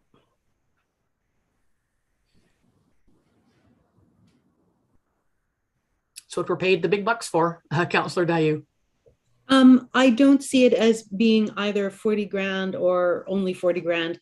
I see it as being 40 plus 4,200 a year plus 11 to 12 for every new, I see that as being not just but part of it. And I'm almost looking at these costs as if they were like a beta prototype of technology cost. There's so many things that in the first few years of a new technology's existence, the costs are really, really high. And then the technology gets better and more efficient. And then the costs, reduce and reduce and reduce. And I'm staring at my smartphone here and thinking, in 1990, all of the features on this phone, if you were to put them all across your desk, it would cost you a whack more amount of money than my cheap little smartphone does, where I have all of those features on the phone. And I'm inclined to ask whether this is the sort of program where we will see reductions in costs as years go on. I don't have the answer. I'm not necessarily looking to the answer to staff either. I don't think anyone in the room necessarily will have that answer. But the costs sort of feel like we're getting in on the ground floor of something that might be cheaper in future generations of the technology. Yeah, I appreciate your point. Other than what we are being told and the conversations about these kinds of programs over a few years at the county a couple of years ago, I certainly can't offer any insight into that because I don't know. AVL is not new, so I don't know. Adam, did you have your hand up? That's exactly what I was going to say. Is that AVL is not new. And this technology that I'm speaking to purchase is not new as well. We actually looked at putting plow up, plow down sensors on trucks back in 2016, and that never went forward. As far as costs go, I think it's so difficult to try and put anything cost on that, just given the way technology has gone in the past couple of years and with COVID. It's tough to say that a cost might not go up or might not go down, but we're definitely not entering in the basement on this project, and we're definitely not stepping into the penthouse either. So this is a middle of the road that's going to work well for us. That's been proven in other municipalities, and that's about all I can provide on that. It's not new, and we're not in the development stage. We're not a guinea pig for them or anything like that. So I'm pretty confident this is pretty level across the board. Adam, did you say that it would be to the 11,000 or thereabouts that's what it would cost to retrofit an existing vehicle, but we don't know that it's going to be that much per vehicle because it would be included in the tender. That's correct. That right now it's $40,000 to do all of our equipment, to retrofit them and get them up and going. Without going crazy. This is, like I said, that middle of the road that will keep us in good shape. As we move forward in purchasing trucks, it would be around that. I would have to say it's that $11,000 mark. I would assume it would be cheaper than that because it's being done all at one time when other components are being installed. But again, I couldn't confirm that. Now, as we've been sitting here talking, I would like to offer that I could come back to council, or I could bring a report back to council with the thought that this would be a sole source purchase. So I could come back to council with those details that we could look at what it would cost a new install. We already know it's going to be about $11,000 for an install on a system we currently have. So I could bring this back to council with a report that would describe some of those questions, or answer some of those questions you may have as far as new installs, what that looks like, and to give you more details on the company that I would like to purchase this from. Well, it's up to council to determine if they would like that. The money is in the budget. So then the follow-up question is that does waiting, if council wants to see more details beyond what we've talked about verbally today in a report, does that then delay the budget? Because it wouldn't, because it wouldn't. No, because it would just go back. Just wouldn't come out. You could either leave it as is in the budget, or we could remove it altogether, and then it would be a resolution of council based on what the report recommends and what council decides at that point, because it's coming from reserves and lot funds. And if I may as well, the funds that I have allocated in here is from an estimate that was given to me by the company that I've been looking at. And if we were to move forward with it, with the report, that fund shouldn't change. There shouldn't be any cost difference from now till the time a report comes to council. Okay, so we need to wrap this up because, as I say, we've spent more time talking about this than we have about far more significant expenditures in the last day and a half not day and a half, but in our budget discussion so far. So looking for, it is great to have the detail that's been provided because we didn't have it. So I'm happy to know all that, and I think other members are as well. So I guess the choices are move forward as is, having some of it come from modernization, or have Adam come back with the information he's provided verbally in writing with a little bit more detail. Or just say no to the whole thing. So I'm happy to move forward with some of the money coming from modernization today. That would be where I land on that, and just looking for direction from council on that, on your choice, on your options. I'm going to go to Councillor Shortreed and then to Councillor Dayu. I'm happy to move forward as is. Councillor Dayu. I'm aware that it does seem reasonable, and it does feel relatively easy to approve, 40,000+ for smaller things. But then we do come back to our strategic priorities list, and we pull at our hair because we just don't know, how are we going to fund the public works garage? How are we going to fund the new, the new fire hall? And sometimes there is that relationship between pennies and pounds. And I'm not sufficiently convinced of these pennies to take this, the potential of these pennies away from our bigger ticket items that we're really struggling to figure out how we fund. So I'm going to vote no, but very happy to follow the will of council should the answer be yes.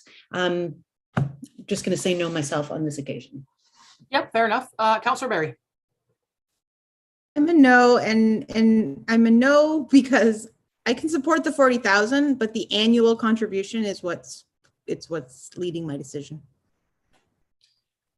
So, Madam Clerk, there's four of us. Does that mean it's a no?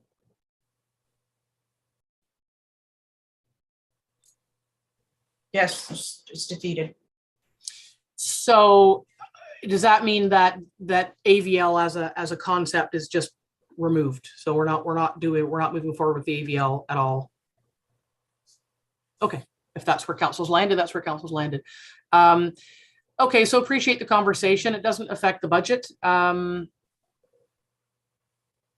that's where we've landed. Is there, I think that's the last thing on my list. Is there anything else that council wants to circle back on or take a second look at, or anything that we've talked about yesterday? Councillor Dayu. Sorry, just to confirm, it doesn't affect the budget at all. I would have thought that it doesn't affect the levy, but it doesn't.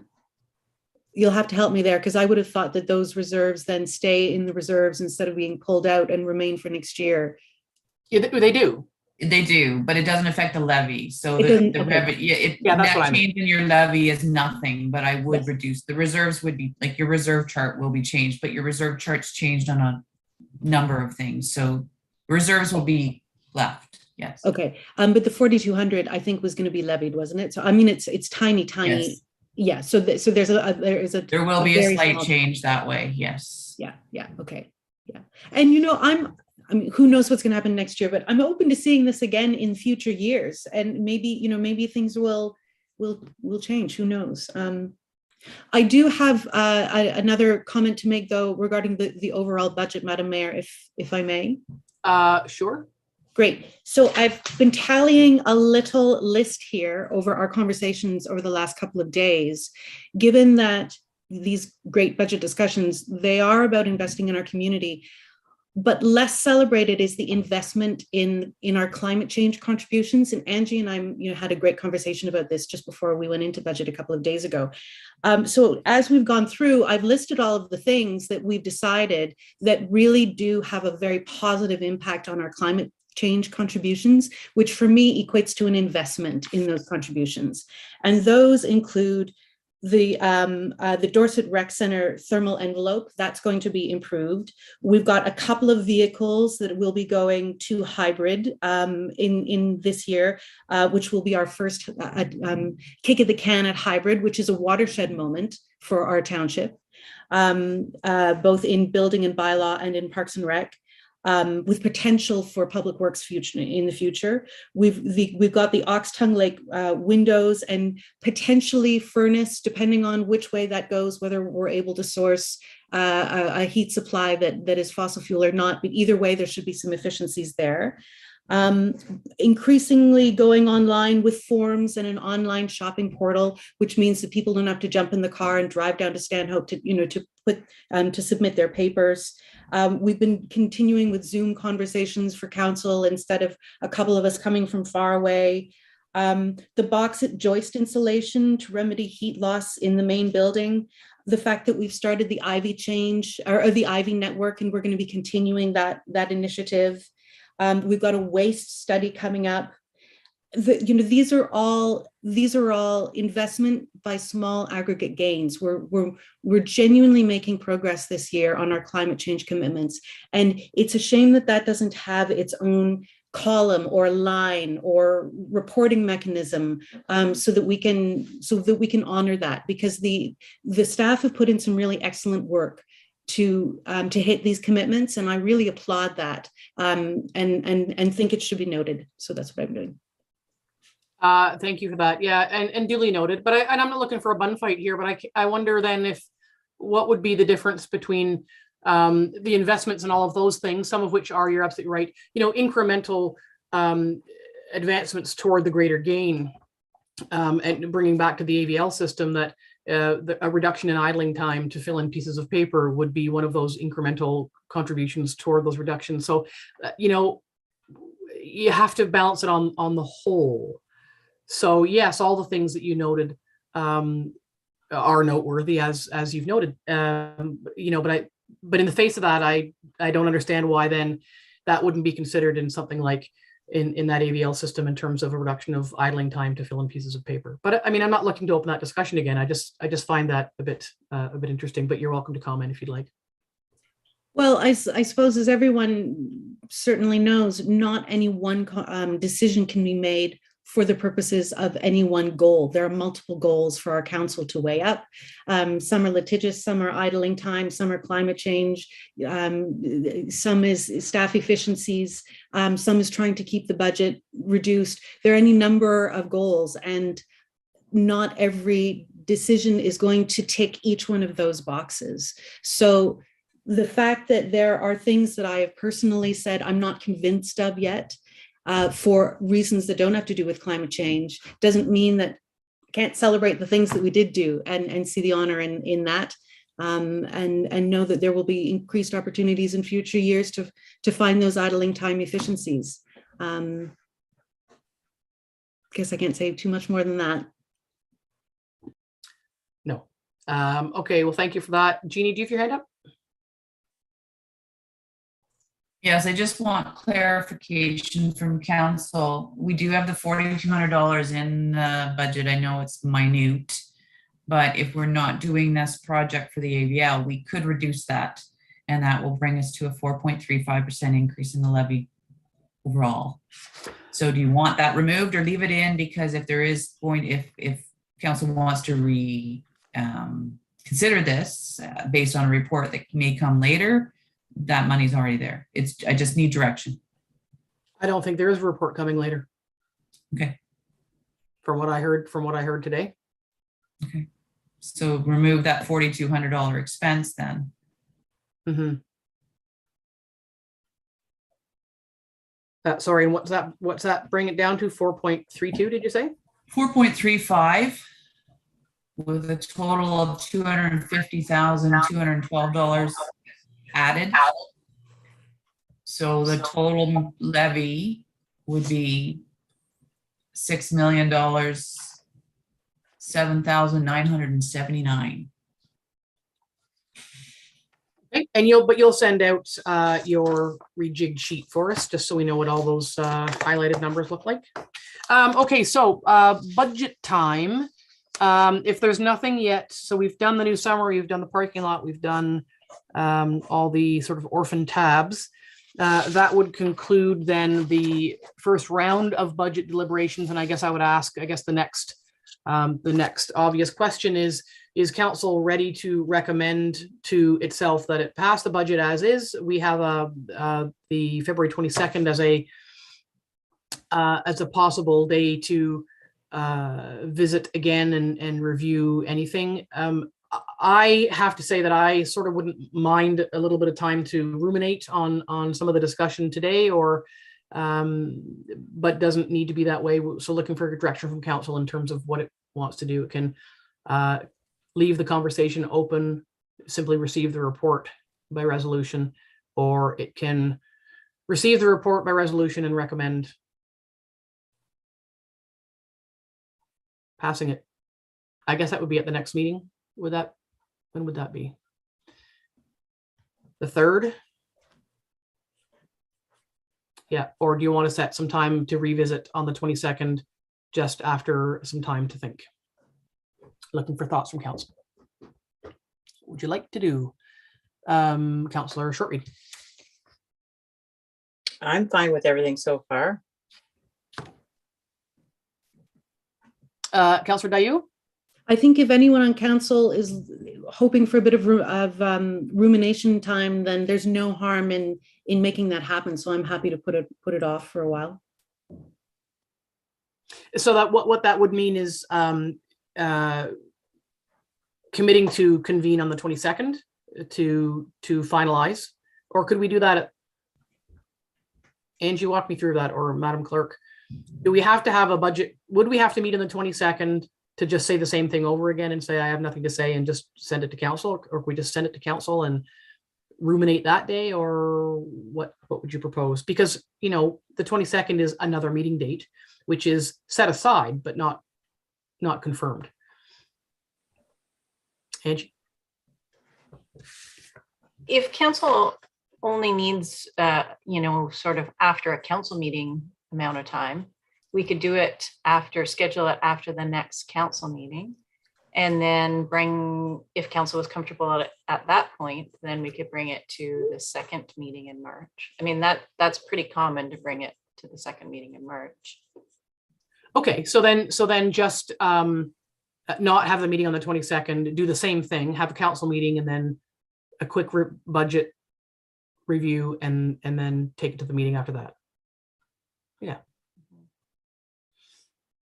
Is that okay with council, or do you want to just send it forward? I mean, I think I'd like to ruminate a bit. That's all. But if anybody else doesn't want to ruminate, as it were, speak now. And I'm not hearing anything. Okay, so that's what we'll do then. No meeting on the 22nd. We'll just add continued budget deliberations on the 1st, 3rd, with the intent of passing on the 17th. Angie.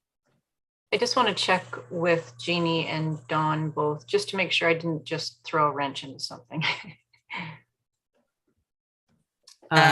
Dawn. Not from a notice perspective. If we know that could possibly occur, we would get the notice out right away that council would be considering passing on the 17th. But over to Jeannie in case there's a. Nothing from mine other than, like, Dawn and I had already spoken that we would bring the bylaw back and pass it like on the 17th, just because we didn't know where this would land these few days. So we would do a motion of council, I believe, on the March 3rd, adopting it as the estimates, and then the bylaw would come back on the 17th. And so you were planning to do the 17th anyway? For the bylaw, yes. The motion I had hoped was be passed today, but that's fine. But it could go to the 3rd. The motion could adopt the estimates on the 3rd, and then the bylaw would come on the 17th. Okay. So is council okay with that? I mean, don't agree to that on my behalf. You know, we've had some robust conversation, and you know, we are group decision makers. Councillor Barry. I totally support that. I think the fact that would also give Deputy Danielson a chance to weigh in on our discussion today as well. Well, we want to make sure that we, you know, people miss meetings because people miss meetings, people make choices, right? So I wouldn't want that to be the compelling reason to delay, because it was her choice to take the tremendous opportunity she had to leave this dreary weather and go to the sunny south. So I just think we need to be careful about that. Otherwise, people would suspend or postpone meetings till the cows came home because, you know, so-and-so wasn't here or something couldn't be discussed. So, all right, that sounds like that's what we'll do. We'll just have budget deliberations on the 3rd with the idea of the bylaw still being on the 17th, which was your plan anyway. Yeah. Okay, so that takes us back to our regular agenda for today. I'm looking at the wrong agenda. So I would like are we going to receive the report today, Madam Clerk? Or are we not going to receive the report until the 3rd, the budget report? We can do it all on the 3rd in one motion. All right, then I'm looking for a mover and a seconder to accept for the bylaws today. Councillor Barry and Councillor Shortreed.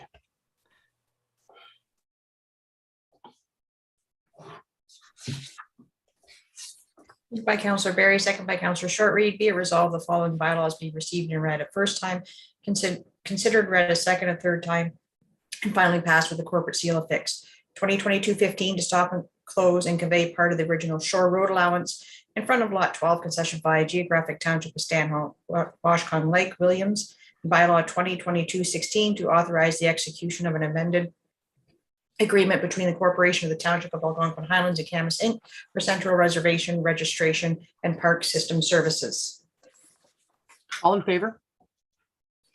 That's carried. Thank you. Could I have a mover and a seconder for the confirmatory bylaw?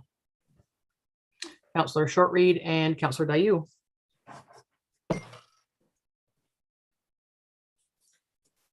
Moved by Councillor Shortreed, second by Councillor Dayu. Be it resolved that bylaw 2022-17 being a bylaw to confirm the proceedings of council held during its February 17th regular meeting be received and read a first time, considered, read a second and third time, and finally passed with the corporate seal affixed. All in favor?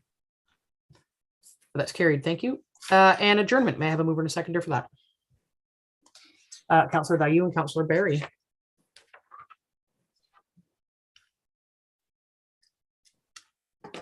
Moved by Councillor Dayu, second by Councillor Barry. Be it resolved that the regular meeting is hereby adjourned at 12:44. All in favor? That's carried. Thanks, everybody. Good conversation. Thanks for everybody's thoughts and input, and enjoy the rest of the day.